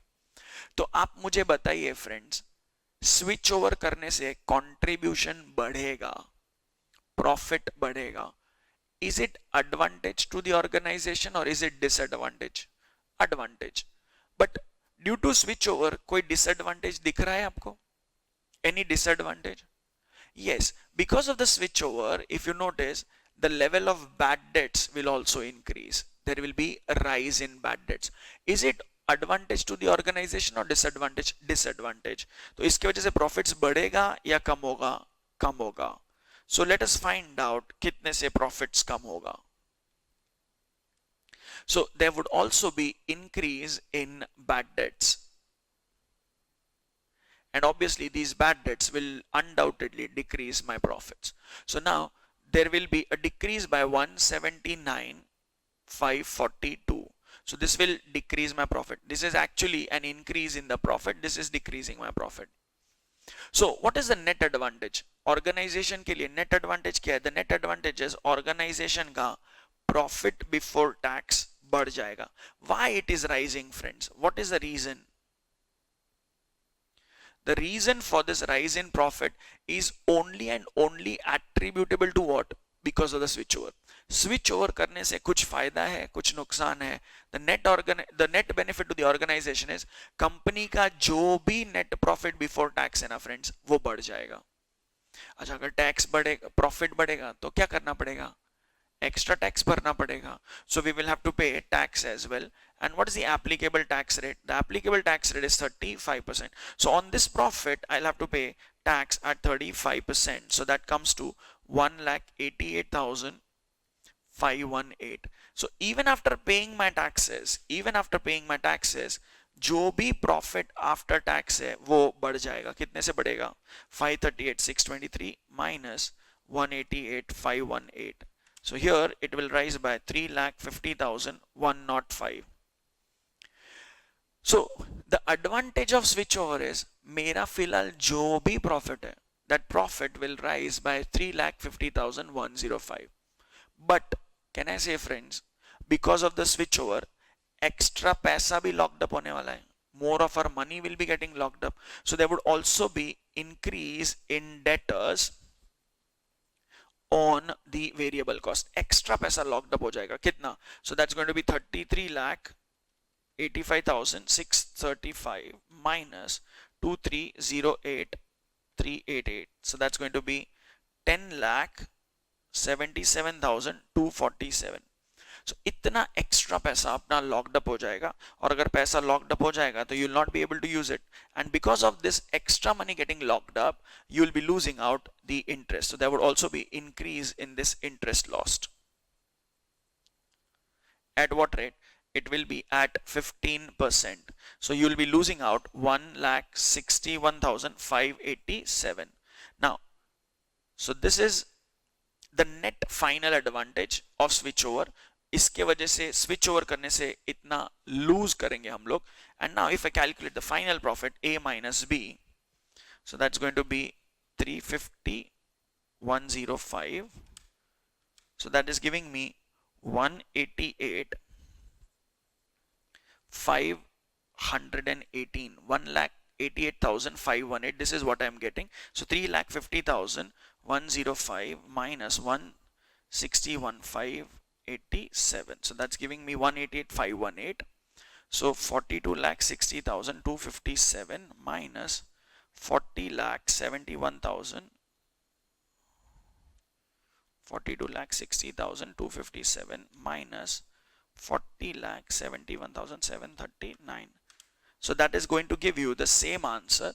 If you notice, आप इन दोनों का difference देख लो ना friends. This is also increasing by 188,518. And that is got nothing but this net amount. So what conclusion do you draw? Switch over करने से advantage ये है. But to earn this advantage, you are allowing your funds getting locked up to the tune of 1077, 247. इसके वजह से you are going to lose out. Even after considering your next best option, still you are better off with this amount. So it is advisable to go for the new credit policy. This approach which we have just followed can be termed as incremental approach. You can even name it as differential analysis. So as I'm telling you, answer by this approach, that is conclusion will still be the same. Since this amount is increasing, since the profit final figure is increasing, I would go for the new credit policy. अगर ये bracket में होता ना friends, it means it is advisable not to switch over, as whatever profits you are earning currently, switch over करने से you will be losing out that. You will be earning less. So it's advisable not to switch over. यहाँ पे तो पक्का switch over. So this method which we have just learned can be termed as our incremental approach. Sir, exam में कौन सा approach follow करना है? Choice is yours. You can either solve the sum by this method or you can go for this method. But at times it might happen that the question might not give you some information whereby you will be forced to solve the sum using that incremental approach. Sir, ऐसा क्या information नहीं दिया होगा question में? Question might not give us existing data itself. It might happen कि ये existing data ही नहीं है. Question gives you information only about the increase or the proposed policy. So you don't know how much is the present data. So you don't have a choice but to go for incremental approach. So when existing data is not given, then this method would fail to work. We would have no choice but to go for incremental approach. And as I told you, both eventually will give you the same conclusion, but due to some difficulty of the question, some limited information by the question, you will be forced to follow incremental. That is what we are going to do in the next sum for better understanding. Okay, so here when you have to present the solution, conclusion will be what? Company is advised to change its credit policy from 45 days to 60 days, as it will increase the profits by 188,518. Same conclusion there. Second, you would be writing a note. Note on what? We have valued the debtors on variable cost. Third, the third note that you'll write is we are assuming 360 days in a year for calculation purpose. That's it. This was about question number 3. Unique point for this sum is, I would say you need to remember, if the rate is after tax is to be compared with after tax profit. Had this been before tax, you could have compared it with before tax profit. And you can calculate and solve not just this sum, even the earlier two sums which we have solved with that incremental approach. Choice is yours. That will work under all the cases. This will fail to work when you don't have existing information. In that case, you have to go for incremental. That was all about question number 3. We'll now take up the next sum, question number 4. That sum I have kept only to make you understand that in that sum we do not have existing information, so we have to follow incremental approach. Fine. Okay, so now let's take up this next sum, question number 4. Now let's read it, what it says. A new customer with 10% risk of non-payment. Tell me, chartered, what do you understand by this 10% risk of non-payment? It is nothing but risk of default or bad debts. It desires to establish business connections with you. he would require 1.5 months credit, and it is likely to increase your sales by rupees 1,20,000 per annum. Cost of sales amounts to 85% of sales. Now, what does this cost of sales means? See friends, in FM, whenever they are going to use the words cost of sales, these cost of sales are to be just interpreted as cost of goods sold.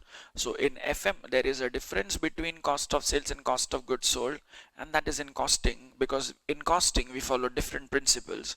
In FM, we follow accounting principles. So if they're using the word cost of sales, you just interpret it as cost of goods sold.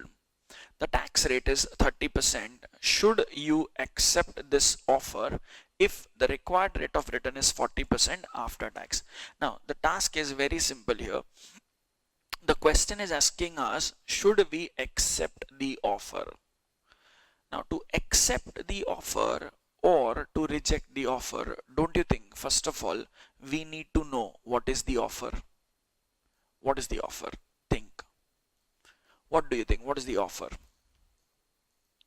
Read, you will come to know. There is some offer. What is that offer?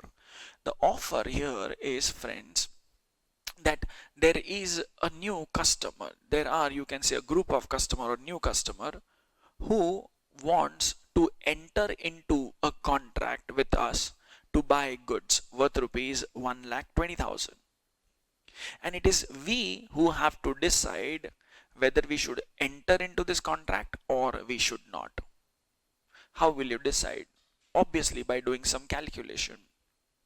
Now, I'm telling you friends, purely practical life oriented sum, purely practical life. क्यों? मैं explain करता हूँ.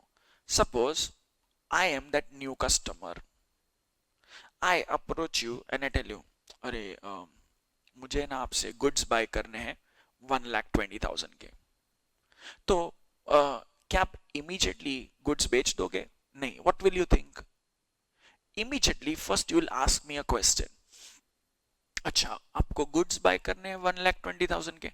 Payment. I would say payment upfront. पूरा पैसा ले लेना. जब भी purchase करो पूरा. तो what will be your next statement? You will say, okay, लेके जाओ. Goods लेके जाओ. Because you know that you will be getting money immediately on selling the goods. So can I say you have accepted my proposal? You said, okay, deal done, we will accept the proposal. But now if I say that I come to you and I tell you, I want to buy goods from you worth rupees 1,20,000. Again, you will be asking me the same question. Payment. I say, payment, I would require 1.5 months credit. Will you still say, leke ja? No. Now you will think, yaar, if I give him this credit period, agreed, it will have its own advantages. But at the same time, giving him these goods on credit will create several disadvantages as well. So I'll take into consideration the advantage, the disadvantage, and the net advantage, and then I'll take a call. If net advantage is beneficial for me, I would accept his proposal, else I would reject. Ab, we have done with the reading of the question. Ab, this sum mandatorily, compulsorily, we will have to solve using incremental approach. कोई मुझे बता सकता है why incremental approach? Because if you notice, nowhere they have given us information about existing sales, existing data of the organization. That information is nowhere available. So we have left with no choice but to go for this incremental approach. Now, whenever you get a sum which is an accept reject sum, whenever you get a sum which is whether you should accept the offer, whether you should reject the offer, करना क्या पता है? You just work, your thought process should be, I will definitely go for this project. I will definitely accept this proposal. But you work as if what would happen if I accept the proposal. Then you do the calculations and the job is done. So here my heading to the solution will be statement to determine whether we should accept this proposal or not. Now, as I told you, our thought process is going to be what? We will accept this proposal. So if we accept the proposal, what are the advantages? And if we accept the proposal, it will have its own disadvantages. So let us calculate the net advantage and the job is done. Now, I have the liberty here because I already have the solution in front of me. I have to just erase the numbers. That won't be possible in your case, but nonetheless, you can tell me the values. And I told you thought process. We will accept the proposal. Achha, if you accept the proposal, they'll tell me what is the biggest advantage to the organization. The biggest advantage is जो भी company का present sales है, whatever is the existing sales, can I say sales of the organization will increase? अच्छा, तो it will increase by how much? It will increase by 1,20,000. So is this an advantage of accepting the offer or disadvantage? Obviously advantage. मेरा sales बढ़ रहा है, तो that is the biggest advantage. But are there any disadvantages? Yes. If we accept the proposal, there would also be increase in the cost of sales. That is nothing but cost of goods sold. Now that is given to be at what rate? I think 85%. Yes. So it's given to be 85%. So what we'll do is 1,20,000 into 85%. That's giving me 1,02,000. So ये मेरे लिए advantage है या disadvantage? Disadvantage. Cost बढ़ेगा तो कहना से profits कम होंगे. Now, from the sales, when I deduct COGS, the net advantage is जो भी मेरा gross profit है, that gross profit will rise by 18,000. So, one advantage is, the advantage is sales is increasing, cost is decreasing, cost is increasing. So, then my net advantage is मेरा gross profit will rise. But then I'll again think this way. If I accept the offer of this customer, is it possible that he might default in making the payment? ऐसा कुछ बोला है question में? He is going to default. Yes. There is a 10% risk that he might not make the payment. So we would say there would be increase in bad debts by rupees 12,000. Is it advantage to the organization or disadvantage? Undoubtedly, it is going to be a disadvantage to the organization because इसकी वजह से profits कम होगा. तो अगर मैं ये proposal accept कर लेता हूं तो मेरे लिए एक एडवांटेज ये है कि whatever is the profits which is before tax it will rise by 6,000 rupees. अच्छा, प्रॉफिट्स बढ़ेगा तो टैक्स भी भरना पड़ेगा. The tax rate applicable to the organisation here is 30%, so I'll have to pay tax of 1,800. Even after paying my tax, my net advantage, the net advantage to the organization is going to be net profit after tax will rise by 4,200. Now, then what will I think? अच्छा, superb यार, अगर ये proposal accept करते हैं तो 4,200 का profit होगा. Yes. अरे but then I will think this way. Is this customer going to pay immediately? No. He is going to take 1.5 months time before making the payment. तो कहने से उसके वजह से भी एक और प्रॉब्लम होगा. प्रॉब्लम क्या होगा? My funds would be getting locked up. Now, if my funds are getting locked up, I can't use it, and since I can't use it, I lose again the opportunity to earn something. कि ये credit period देने से मेरा पैसा यहाँ पर block होगा. अगर वही पैसा मैं कहीं और यूज करता तो मैं वहां से कुछ ना कुछ कमा सकता. तो पहले तो मुझे ये फाइंड आउट करना पड़ेगा कि how much of my money is getting locked up. So let's check. We will calculate now the debtors not on variable cost because variable cost is not given. So what we should do? No need to go for sales because you can use very well cost of sales or the cost of goods sold. So we'll now calculate debtors on COGS because sales includes that element of profit. Now, what is the viewpoint of the customer? Customer is going to take around 1.5 months time before making the payment. So what I'll do now is 1,02,000 into 1.5 divided by 12. So because of me accepting this proposal, on an average 12,750 locked up रहेगा. On an average 12,750 locked up रहेगा। अगर यही पैसा मैं bank में जाके invest करता तो बैंक क्या बोलती मुझे, और rather I would say what is my cut off here, the cut off here is 40%, elsewhere I can earn 40%. So on this 12,750 I could have earned 40% after tax elsewhere. So if you now notice, A minus B is coming to 900 negative. A minus B is 900 negative.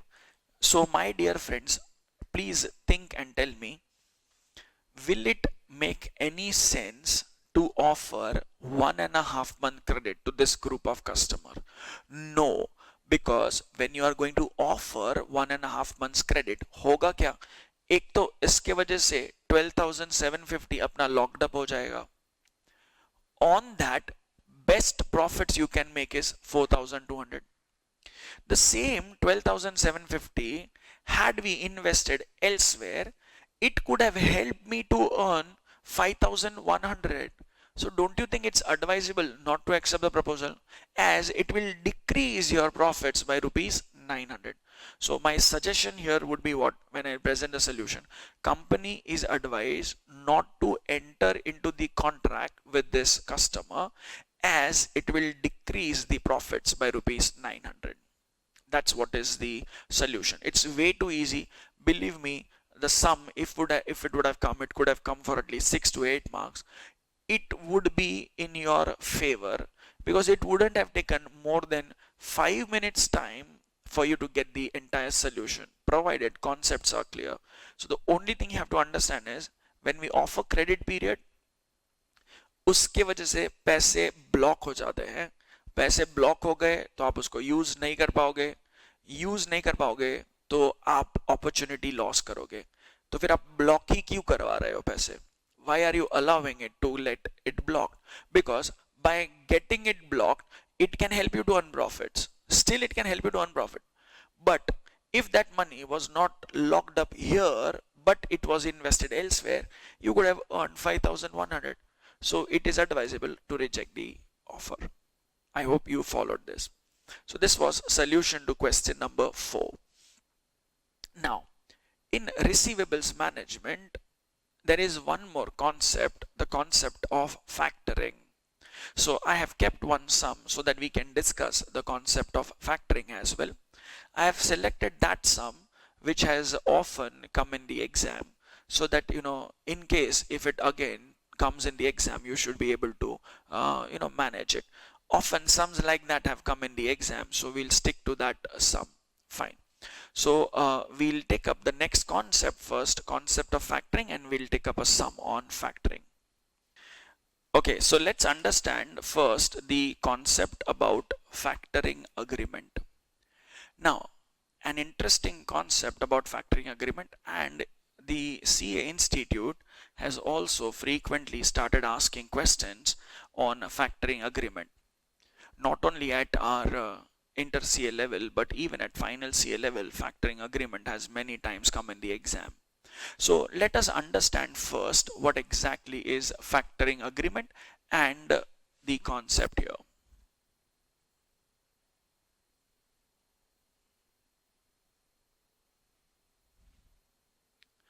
Now, to better understand this factoring agreement, let me straight away start with an example. Let us presume, friends, there is a company, say X Limited. This company X Limited is selling goods to its customers, and it is presently offering 100 days credit to its customers. So at present we are offering 100 days credit. Now this company X Limited is planning to enter into an agreement with a third party called factor. So we have a third party called factor, and usually the banking companies do provide these factoring services. As far as my knowledge goes, at least 2 banks do provide these factoring services. One is SBI Factors, State Bank of India, and Can Bank Factors, Canara Bank Factors. So now this company is planning to enter enter into an agreement with this third party called a factor. Now, what is the job of this factor? What is the role of this factor? Factor purchases the receivables of the company. What will the factor do? He will purchase the receivables of the company. And I'm again telling you, before I do further discussion, we have to decide from whose point of view? Company's point of view. Company is now planning to enter into an agreement with this third party called factor. So it is we who have to decide, should we enter into this agreement or we should not. How will you decide this, friends? Obviously by doing some calculations. So what calculations you will do? You will find out at present how much is the profits. That is when we are offering 100 days credit. Then how much could be the profit if we enter into the factoring agreement. If by entering into the agreement, if we are able to increase our profits, we should enter into the agreement, else we should not. So task is very simple, friends. Very simple. Calculate profit under existing situation, calculate profit under factoring proposal, compare and then take a call. Now, let us understand what is the job or role of this factor. The job of the factor is, factor purchases the receivables of the company. Sir, what does it mean? Let's understand. Suppose company X makes sales of rupees 1 lakh to one of its customer, say customer A. Now customer A will make the payment to the organization after a credit period of 100 days. So what will factor do? The factor will now purchase this receivables of the company. Factor will simply purchase receivables. That is, he will purchase the invoice. Now if factor is purchasing something from the organization, don't you think, bale it is invoice to invoice, but can I say he is purchasing something? If he is purchasing something from the company, he would become liable to pay to the company as well. Now the question is, when will the factor pay for the receivables purchased? Now since it is an agreement between two parties, it can be customized as per the requirements. Suppose factor says guaranteed period, guaranteed payment period 90 days. So what will happen now? Factor says guaranteed payment period 90 days. कुछ भी हो जाए, दुनिया इधर का उधर हो जाए, factor will pay in 90 days. So company के लिए advantage क्या हो गया, friends? The advantage is money which was earlier going to be getting locked up for 100 days now will stay locked up only for 90 days. So can I say, if the money is released earlier, opportunity that we are going to lose out will be less. So that is one advantage to the organization. It might happen that this guaranteed payment period might not be given by the question. Since it's a agreement between two parties, and if that guaranteed payment period is not given, so then we are free to assume that the guaranteed payment period by the factor would be the same period in which the customers make the payment. So here also I would then assume 100 days. So then you people would think, sir, if here also we will get money in 100 days, here also he will get money in 100 days, then what's the point of entering into factory agreement? Can I say we will have peace of mind now? Come what may, I will have a surety that after 100 days I will get a cash flow. That will bring a peace of mind. 2. Can I say entire headache of collecting money from customers now goes away, because we know factor will pay after 100 days. So when are we supposed to assume that he will be making the payment in the same time period? When no information is given. So we will assume that he will also pay in 100 days. Now, so one advantage is when he makes the payment in 100 days, then we will be still having peace of mind and our headache of managing our receivables goes away. The question now is, from where will factor get the money? Factor in turn will collect the money from whom? From the customers. When do you think he will collect the money from the customers? Think when. If I keep this point as the original 90 days in my discussion, what do you think? When will the factor collect the money? 90 days, 100 days. What do you think? When will he collect the money? It's none of our business, because we are not supposed to evaluate from factor's point of view. We are supposed to evaluate from company's point of view. Let him collect whenever he wants. And don't you think before entering into the agreement factor ने भी कुछ ना कुछ तो calculations किया ही होगा ना, तब जाके ये गारंटीड पेमेंट पीरियड 90 डेज बोला होगा. तो when he collects the money from the customer, that's none of our business, because we are here to evaluate from company's point of view. Okay, next question. How will customers come to know that they have to pay money to the factor? How will they come to know? Company will inform them. How? When the company sells goods to this customer, it will give an invoice as well. On that invoice, it might print saying make payment to factor. And customer को भी क्या फर्क पड़ता है friends, उसको तो payment ही देना है, whether कंपनी को पे करे या फिर फैक्टर को. So this way customer will be made known that company has entered into an agreement with the factor. Now when customers are aware that company has entered into a factoring agreement, such agreement between the two parties would be then termed as disclosed factoring. Everyone is aware about that. So it's a disclosed factoring. I'm giving you an example. What are the types of factoring agreement? In that one comes disclosed factoring. Okay. Now the next question. Who do you think will suffer the loss of bad debts? Who do you think will suffer the loss of bad debts? Factor? Company? As I just told you, it's an agreement between two parties. Both parties will decide mutually who would suffer the loss of bad debts. If the agreement between the company and the factor is on non-recourse basis. Now what is this non-recourse basis? In non-recourse basis, the factor cannot take course back to the company. That is, he cannot go back to the company and he cannot force the company to make good the default made by the customer. In short, in case of non-recourse factoring, it is a factor who suffers the loss of bad debts. But if it is recourse factoring, in that case, factor can take course back to the company. He can go back to the company and he can tell the company, customer has defaulted, you make the payment to us. So there are these two types of agreements which can be termed as recourse and non-recourse. In non-recourse, factor suffers the loss of bad debts. In recourse, it is the company who will suffer the loss of bad debts. Theoretically, that is in exams, in classrooms and all, when no information would be given, we would always assume that it is a factor who will suffer the loss of bad debts. In short, agreement between the two parties would be non-recourse basis. Factor will suffer the loss of bad debts.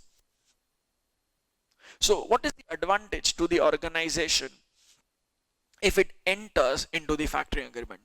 Advantage is what? Can I say company will be able to save interest, loss of interest, that will be getting saved for 10 days.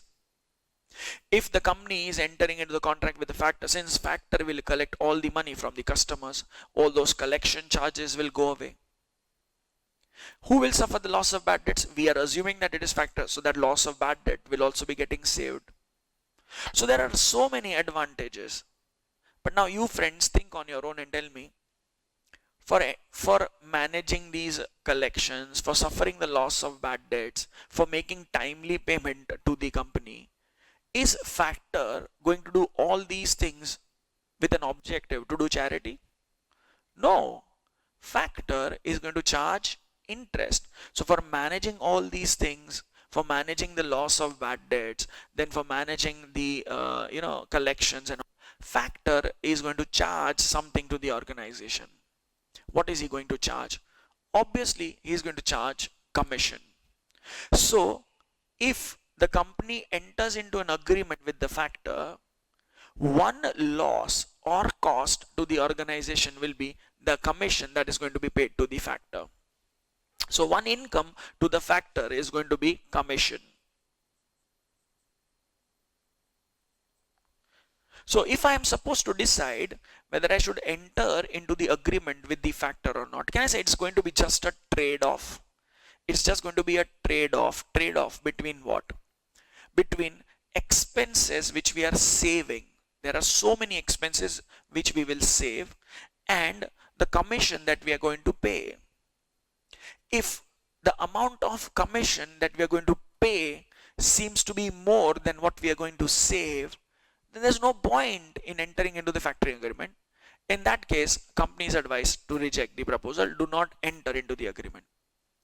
But if the amount of commission paid will be less as compared to what we are going to save here, some kharche bach jayenge, so definitely it's advisable to enter into factoring agreement. I hope you have followed the explanation till now. Some part still remains now. In my example here, what did I tell you? When will the factor make the payment? I said guaranteed payment period 90 days. That means entire sum of money he is going to pay me at the end of 90 days. If that guaranteed payment period was not given, I would have assumed it to be 100 days. That is, even he will make the payment to us at the time frame in which the customers pay. Now, when entire sum of money is paid at the end of the guaranteed payment period, such type of arrangement between the company and the factor is called maturity factoring. I will again repeat. Whenever the entire sum of money will be paid by the factor at the end of the guaranteed payment period, the agreement entered is termed as maturity factoring. But as we all know by this time, that it is an agreement that is going to be a mutual agreement. It can be customized. It might also be possible that some amount of money would be reserved by the factor today and some amount would be given to us as an advance. Is it possible or not? In this case, in my example, pura 1 lakh kab milega? At the end of 100 days. So if I'm getting it at the end of 100 days, then the arrangement between company and factor is termed as maturity factoring. But suppose the company and the factor enter into an agreement whereby the agreement is an advance factoring. So hoga kya in advance factoring? What will factor do? Factor will reserve some amount. So say for example, factor says I will reserve 20%. I will reserve 20% and balance 80% he is going to give us as an advance. So he will give me right now 80,000 rupees as an advance. Now if he is going to give me 80,000 rupees as an advance, if you think from factor's point of view, friends, what will factor argue? Just think about this 80,000. Put yourself in shoes of factor. What will factor argue? Factor will simply say, this amount of 1 lakh, ideally I am supposed to pay after 100 days. Out of that, 80,000 I am paying you right now, and that too from my pocket. If I would have invested this 80,000 elsewhere, even I could have earned interest. So since I am losing out this interest, you, company, compensate me for the loss of that interest. Don't you think factor will definitely argue that?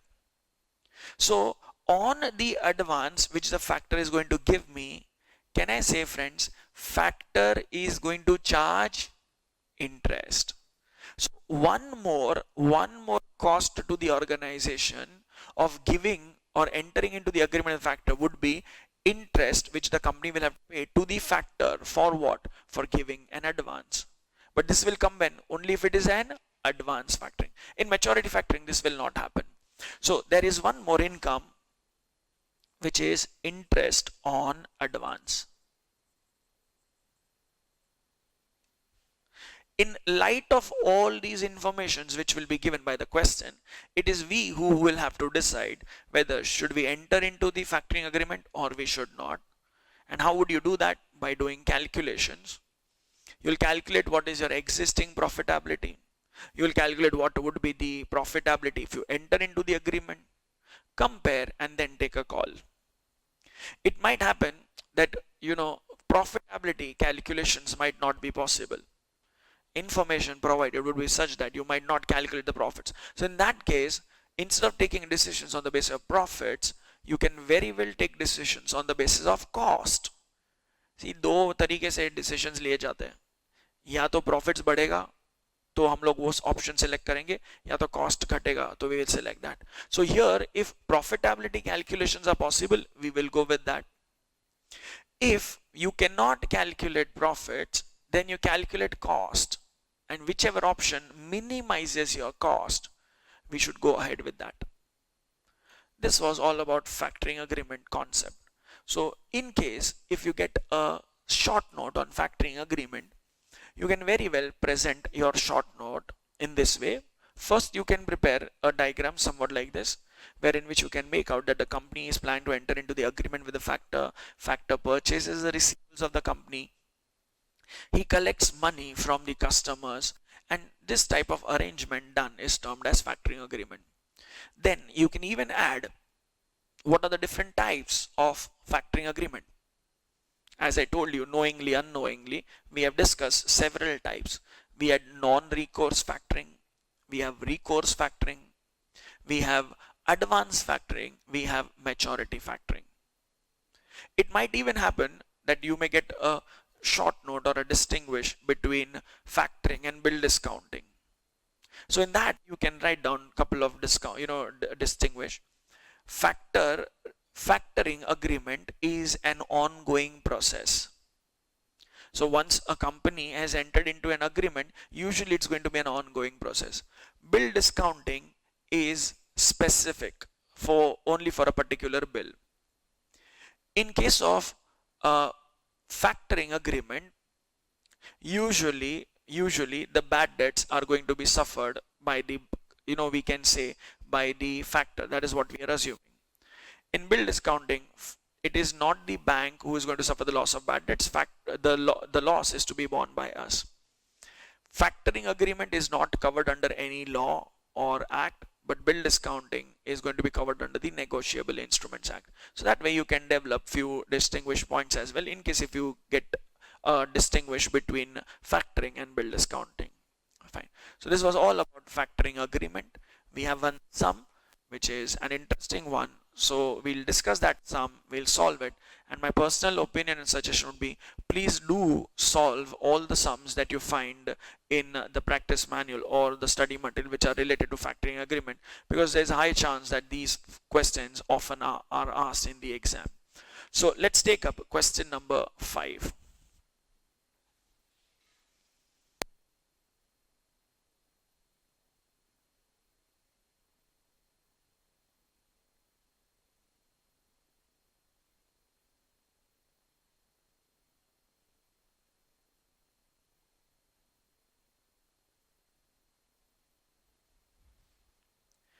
Okay, so let's read and finish off question number 5.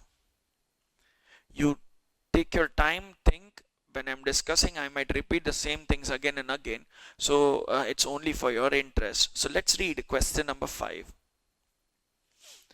A Limited has total sales of 3.2 crores. And it has an average collection period of 90 days. The past experience indicates that bad debt losses are 1.5% of sales. The expenditure incurred by the firm in administering its receivable collection efforts are rupees 5 lakh. A factor is prepared to buy the firm's receivables by charging 2% commission. The factor will pay advance on receivables to the firm at an interest rate of 18% per annum after withholding 10% as reserves. Calculate effective cost of factoring to the firm. So here we have been clearly asked to calculate what is going to be the cost of entering into the agreement with the factor, which means question आपको ये बोल रहा है कि चलो we will go for factoring agreement. Now if you go for factoring agreement, so what is going to be your effective cost, net effective cost to the organization कितना होगा, आप हमें वो ढूंढ के बताइए. In short, last sum में हमने क्या बोला, we will definitely go for the contract with the new customer. Here the question says assume that we will go with the factoring agreement. If we go with the factoring agreement, so what is the net effective cost? Means क्या disadvantages हैं, क्या advantages हैं, compute the net advantage, that is going to be the net effective cost to the organization. Now put yourself in shoes of the company and think, if we enter into the agreement with the factor, then what are going to be the advantages and what are going to be the disadvantages? So my heading to the solution would be calculation of effective cost.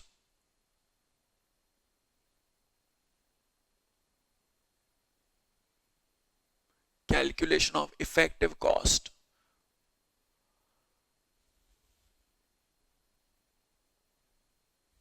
of factoring. Now friends, what is your viewpoint? Is this sum on advanced factoring or is it a sum on maturity? It is definitely a sum on,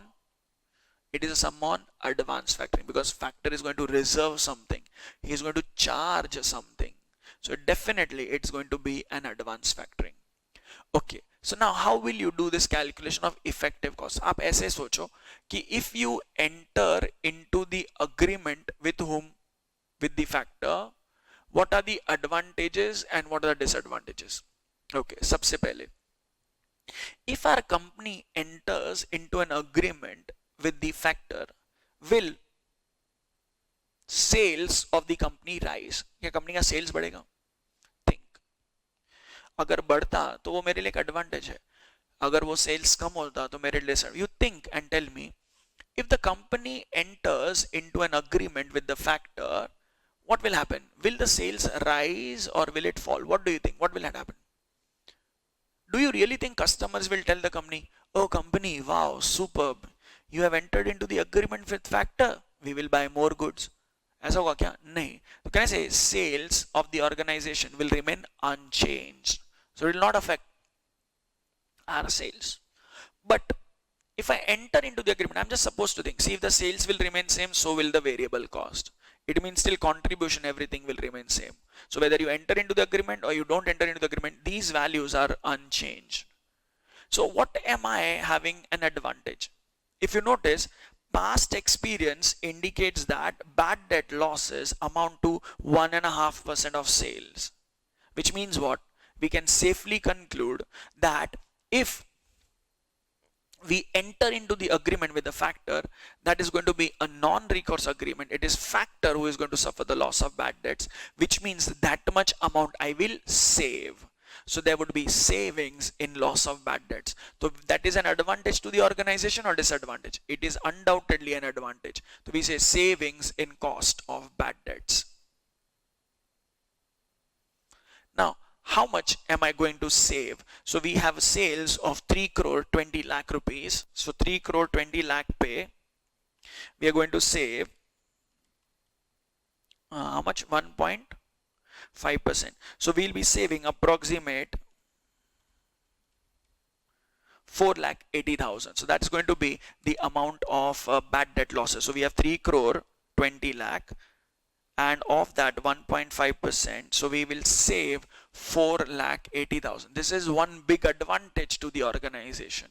And this advantage will occur what? Because we are working on what basis? Ki we will enter into the factoring agreement. Okay.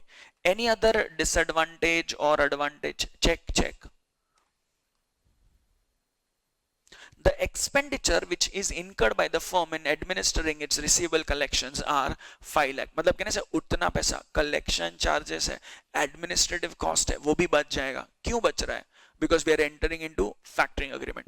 So there would be savings in admin cost.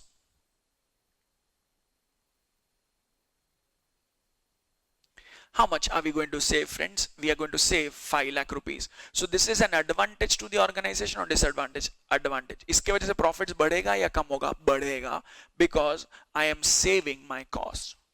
But ठीक है, चलो ये तो बच गए. But because of entering into the agreement, can I say there will be some disadvantages as well? What? What are going to be the disadvantages? Let's understand those disadvantages. Ek to can I say we will have to pay commission to whom? We will have to pay commission to the factor. We have to do this calculation. So that will be a disadvantage to the organization. The other loss or cost to the organization will be, since it is an advance factoring, we will have to pay interest to whom? To factor. So we say we have interest expense on advance received from factor, and that's going to be again decreasing my profits. So these are two costs which will reduce our profitability. These are two cost or loss. This is what we will save. This we are going to pay only because of what? Because we are going to enter into the agreement. So we have interest expense on advance received from factor.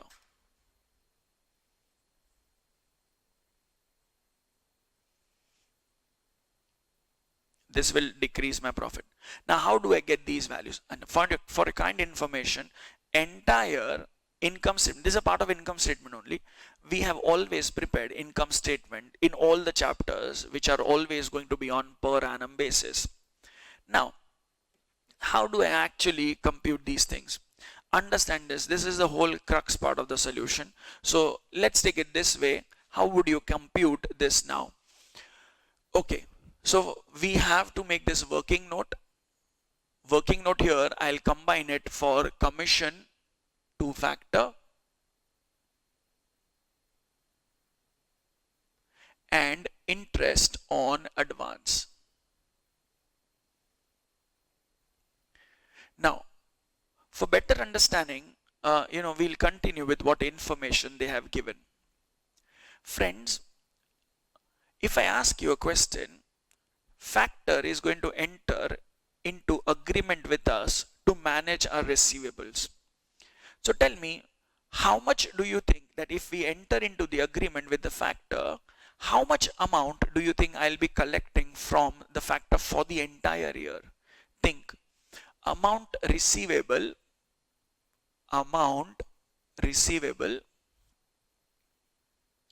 from factor for whole year. Chalo, socho. Amount receivable throughout the entire year, how much it is going to be? Can I say 3 crore 20 lakh? So this is what is going to give me 3 crore 20 lakh. Friends, tell me honestly, is he going to just draw one check today only and he say, okay, इतना आपको sales करने का plan है तो मैं आपको अभी के अभी 3 crore 20 lakh दे दूंगा? ऐसा होगा क्या? नहीं. Usually in practical life, it is again bill to bill. Matlab against one bill you will get advance, against the other bill you will get the advance. But here we are working under one set of assumption that all the business activities are assumed to be spread out evenly throughout the year. Now, what is the guaranteed payment period by the factor? How much is the guaranteed payment period? If you look at the question, you will not find what is a guaranteed payment period. So what did I tell you? When no such information is given, we will assume that the guaranteed payment period by the factor is of 90 days. That is the time in which we collect our money. So then somebody will argue, sir, then what's the point of entering into the agreement? As I told you, if you enter into the agreement, there's going to be peace of mind that you will be having a regular cash flow. So now you guys think and tell me, the total money that I will be collecting from the factor for the whole year is 3 crore 20 lakh. But can I say this entire amount is going to be for a period of how many days? 360 days. We are assuming that there are 360 days in calculation, 360 days in a year for calculation purpose. Now, Since all activities are evenly spread, just visualize the entire sum on transaction wise. One transaction would be of 90 days. That means every 90 days I will be getting cash flow because he is making the payment to us in 90 days. So there will be in totality how many transactions? 90 days ka one transaction, 90 days ka another transaction, 90 days ka third transaction, and the fourth. So there will be only 4 transactions that will occur, and that is possible only because of our assumption all activities are evenly spread. So what he will do, he will say, I am not going to give you 3 crore 20 lakh.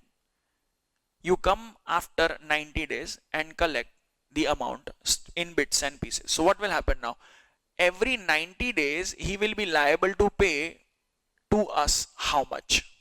So what I'll now do is 3 crore 20 lakh into 90 divided by 360. So every 90 days he would be liable to pay us how much? 80 lakh. So understand this now. Understand this. For better understanding, let's take it this way. Suppose this is the bill. I am the company. I made a sale and I went to the factor. I said, factor, देख मैंने sale किया. चल पैसा दे. Factor will say, come after 90 days, take 80 lakh rupees and go. So what will happen now? After every 90 days, he would be liable to pay 80 lakh rupees to me. So I would say this is like what? Amount receivable from factor every 90 days. He will tell us, come after 90 days and collect the money. I would say, oh, we have entered into advance factoring. So you will be liable to make the payment today. What factor will argue? अच्छा नाटक अभी पैसा चाहिए. अगर अभी पैसा चाहिए तो then what he will do? Now you think, you put yourself in shoes of the factor.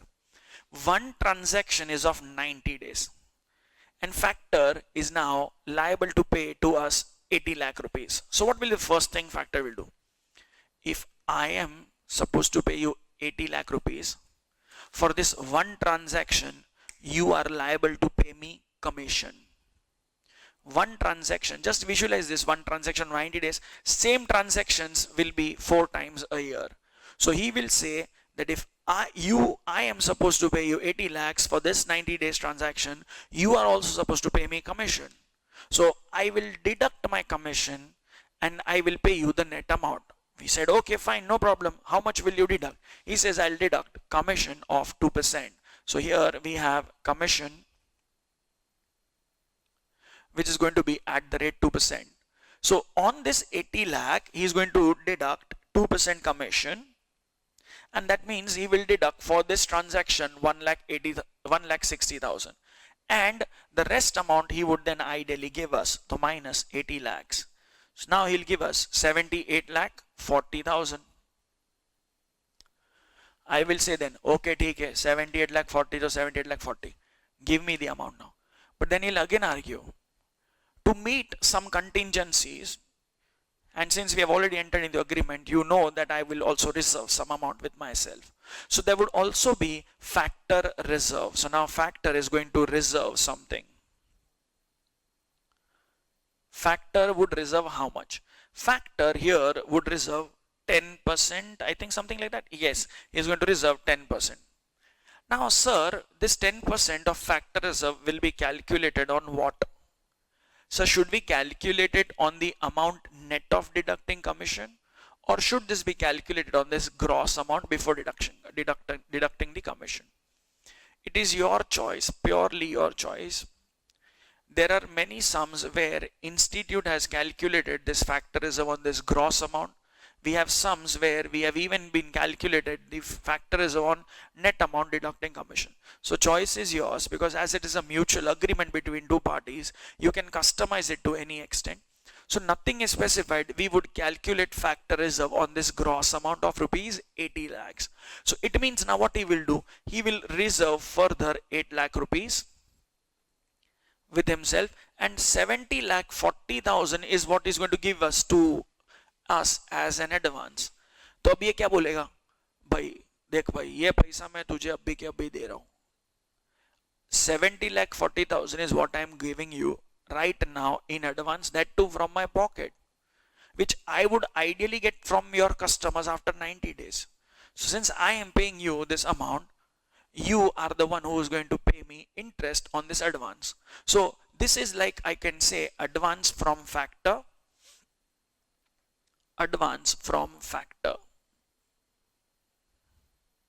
So on this 70 lakh 40,000, he will charge me interest. Friends tell me, we are discussing it per transaction. So he is going to charge me interest for how many days? 90 days, because after 90 days he'll get back the money from our customer. So he is going to be eligible to charge us interest only for a period of 90 days. So वो क्या करेगा? Interest on the advance from factor. So what he will do on 70 lakh 40,000, what is the rate of interest he's going to charge? I think 18%. Yes, he's charging 18%, but for a period of how many days? 90 days. We are again assuming 360 days in a year for calculation. So now for this, how much he is going to charge? 70 lakh 40,000 into 18% into 90 divided by 360. So will charge us 3,16,800 as the amount of interest. This is interest for how many days? 90 days. I'll just reconfirm the figures whether it is correct or not. 18% into 90 divided by 360. So that's giving me 3,16,800. So this is the interest which he is going to charge. Now, idealistic scenario, friends, idealistic scenario. Whenever you see, this is like an advance given to us by whom? By the factor. So factor is giving us as an advance 70 lakh. When it is like a loan given, I would say advance given or loan given on which he is charging an interest. Usually what happens? Usually would you be charging interest at the time of giving loan or at the time of maturity? You think and tell me. If you go to a bank and if you ask for a loan, will bank give you loan after deducting interest itself, or it will charge you interest at the maturity, that is in arrears? Usually interest is always charged in arrears. But when the suggested answer has been presented by the institute, there they have made one assumption. It's perfectly valid also, that's not a problem. So there's an assumption made that amount net which I will be getting today after deducting interest in my pocket, net amount that I'll be getting now is going to be 70 lakh 40,000 minus 3 lakh 16,800. So now we have 67 lakh 23,200. This is net advance from factor after deducting interest.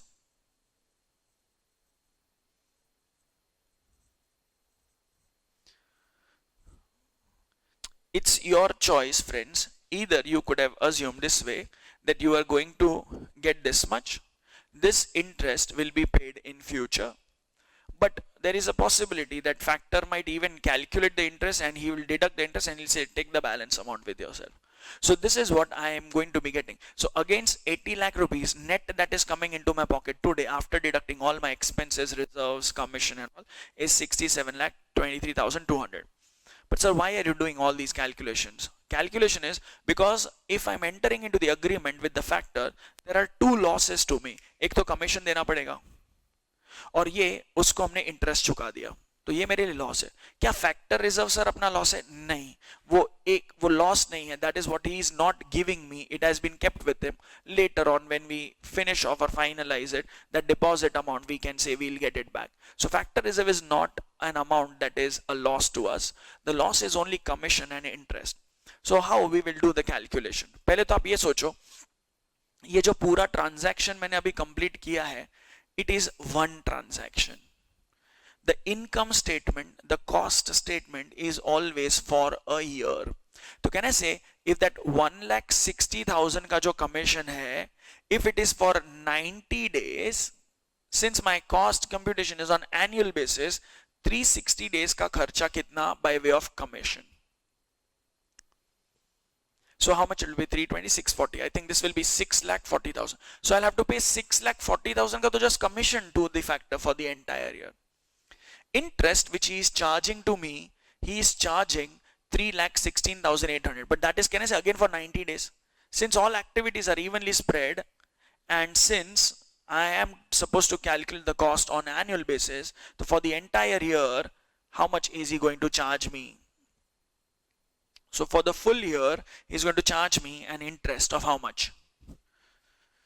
3,16,800 into 360 divided by 90. So that's going to be 12,67,200. 3,16,800 into 360 divided by 90. So that is going to be 12,67,200. Now, what is happening, friends? What is happening? Just understand. थोड़ा सा common sense apply करो. If you are entering into the agreement, you will be paying 12,67,200 plus 6,40,000. These are cost of entering into the agreement with the factor. But the moment you enter into these agreements, some costs are also going to be getting reduced. They are going to be getting saved. Which cost we are going to get reduced? So that is going to be 4,80,000 bad debts and 5,00,000 of savings and admin costs. That means 927,200 rupees is going to be my net effective cost. Net effective cost in rupees. Like if I'm entering into the agreement, extra खर्चा net जो मेरे लिए बढ़ेगा वो होगा 927,200. Now, ideally, this is done. We can say this much is also going to fetch you the answer. But if I tell you calculate the net cost, effective cost in percentage, how it is to be calculated, effective cost. यानी कि अब उस बंदे से मुझे पैसा मिला कितना, नेट पैसा कितना मिला, अभी 67,23,200. This is what I get. अच्छा, this is for counting from today for 90 days. Same transaction will start after 91 days. So the same amount I'll get on 91st day. So first से लेके 90 तक उसका पैसा जो मेरे पास पड़ा है वो इतना होगा. Again counting from 91 to 180 days वापस वो उतना ही पैसा पड़ा होगा. Again 181 से 270 days के लिए वापस वो मुझे इतना एडवांस देगा. So at any given point of time, think, visualize. At any given point of time, उसका पैसा जो मेरे पास पड़ा होगा, कहना से वो ये रहा. अब ये पैसा जो उसने मुझे दिया है, what am I going to do with that? I am going to use it in my business. If I'm going to use it in my business, I have to ensure that I earn at least this much in rupees and in percentage how much. ये कमाने के लिए मेरे पास पैसा कितना available है. I am again telling you, ये सिर्फ 90 डेज का नहीं है. It is the amount of advance which he is given me and it is going to be with me at any point of time. You just visualise. First transaction is of 90 days, तो 1 to 90 इतना advance, 91 to 180 वापस इतना advance, 181 to 270 the same advance, 271 to 360 same advance. It means at any point of time उसका पैसा जो मेरे पास पड़ा है by way of advance, can I say is this only. Now if I am going to use this money, I have to ensure that I earn at least this much, 927,200. So cutoff for me becomes how much in percentage. So that's going to be 927,200 upon original 67,23,200 in 200. So I have to ensure that 67,23,200 pay, I earn at least 927,200 divided by 67,23,200%. So my cutoff here becomes 13.79%. This is actually effective cost to me in percent, 13.79%. और अगर आपको इसका और भी अच्छा interpretation समझना है 13.79 का, तो मैं आपको ये भी बता सकता हूं कि ये क्या सिग्निफाई करता है. Suppose one bank says if you want you can take a loan from us of 67,23,200. Bank says आप हमसे उतना लोन ले सकते हो. यही फैक्टर आपको दे रहा है ना, हम भी आपको देते हैं. But on that we will charge interest at 14%. on that bank says we'll charge interest at 14%. मतलब can I say 67,23,200 पे मुझे 14% यानी 941,248 तो कमाना ही पड़ेगा. बट अगर वही पैसा मैं फैक्टर से ले रहा हूं तो मुझे सिर्फ 927,200 कमाना पड़ रहा है. इसका मतलब इन परसेंटेज मेरा कॉस्ट 13.79 हो गया. तो tell me charters, what is your opinion? Is it worth going with the bank and taking a loan from the bank, or is it advisable to enter into the agreement? It is advisable to enter into the agreement because मेरे लिए खर्चा कम होगा. If bank says 67,23,200 pay, we will charge interest at 14%. So if you do that calculation, it comes to 941,248. यानी कि if the same money we take it from bank, annual kharcha to us is 941,248. But factor also says if you want you can take it from me. If I take the same amount from factor, net effective cost, net effective kharcha to me is 927,200, which in percentage term is coming to 13.79, which can be compared with the rate of interest which is going to be charged by the bank of 14%. So I'm saving. So it's advisable to enter into the agreement with the factor. So this rate can be compared with that rate of 14% from the bank loan. Is it okay? So this was a sum on factoring agreement. You could have done one more possible solution here. Instead of calculating, if I would have assumed that interest is deducted not upfront but it is paid by us in arrears, तो इसका मतलब क्या होगा? अब मेरे लिए advance कितना हो जाएगा? आज कितना पैसा मिलेगा? 70,40,000. On this 70,40,000 still I will have to earn 927,200. तो मेरे लिए कट ऑफ थोड़ा और कम हो जाएगा. Choice would have been yours. Advance from factor यहाँ पे ले सकते थे denominator में. Yeah, you could have taken this. I have maintained the solution as per the suggested answers. It's your choice. It's a matter of your choice. But whatever you do, you make an assumption. Now, we are done with calculation of this factoring cost, but in solving this sum, we have taken so many assumptions. Just ponder what are the solution and the assumptions taken. One, we are assuming that on entering into the agreement is going to be on non-recourse basis. That is, factor is going to suffer the loss of bad debts. That is one.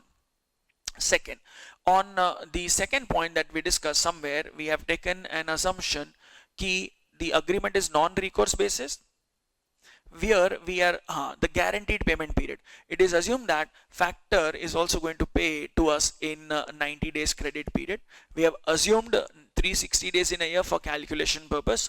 Cost is calculated on net advance after deducting interest. So these were all the assumptions that we have taken, and yeah, that would be more than sufficient for the assumption as well. Fine. So this was all about your chapter of receivables management, including the concept of factoring agreement. My personal opinion to you would be, please do refer the sums on factoring agreement which are there in your practice manual, the old IPCC practice manual as well, and the study material which you guys have. Go for the distinguish also on factoring and bill discounting. There's a high probability that even some can come in the exam or short note. So you need to be prepared for all these things. So this was about your receivables management chapter. Thank you.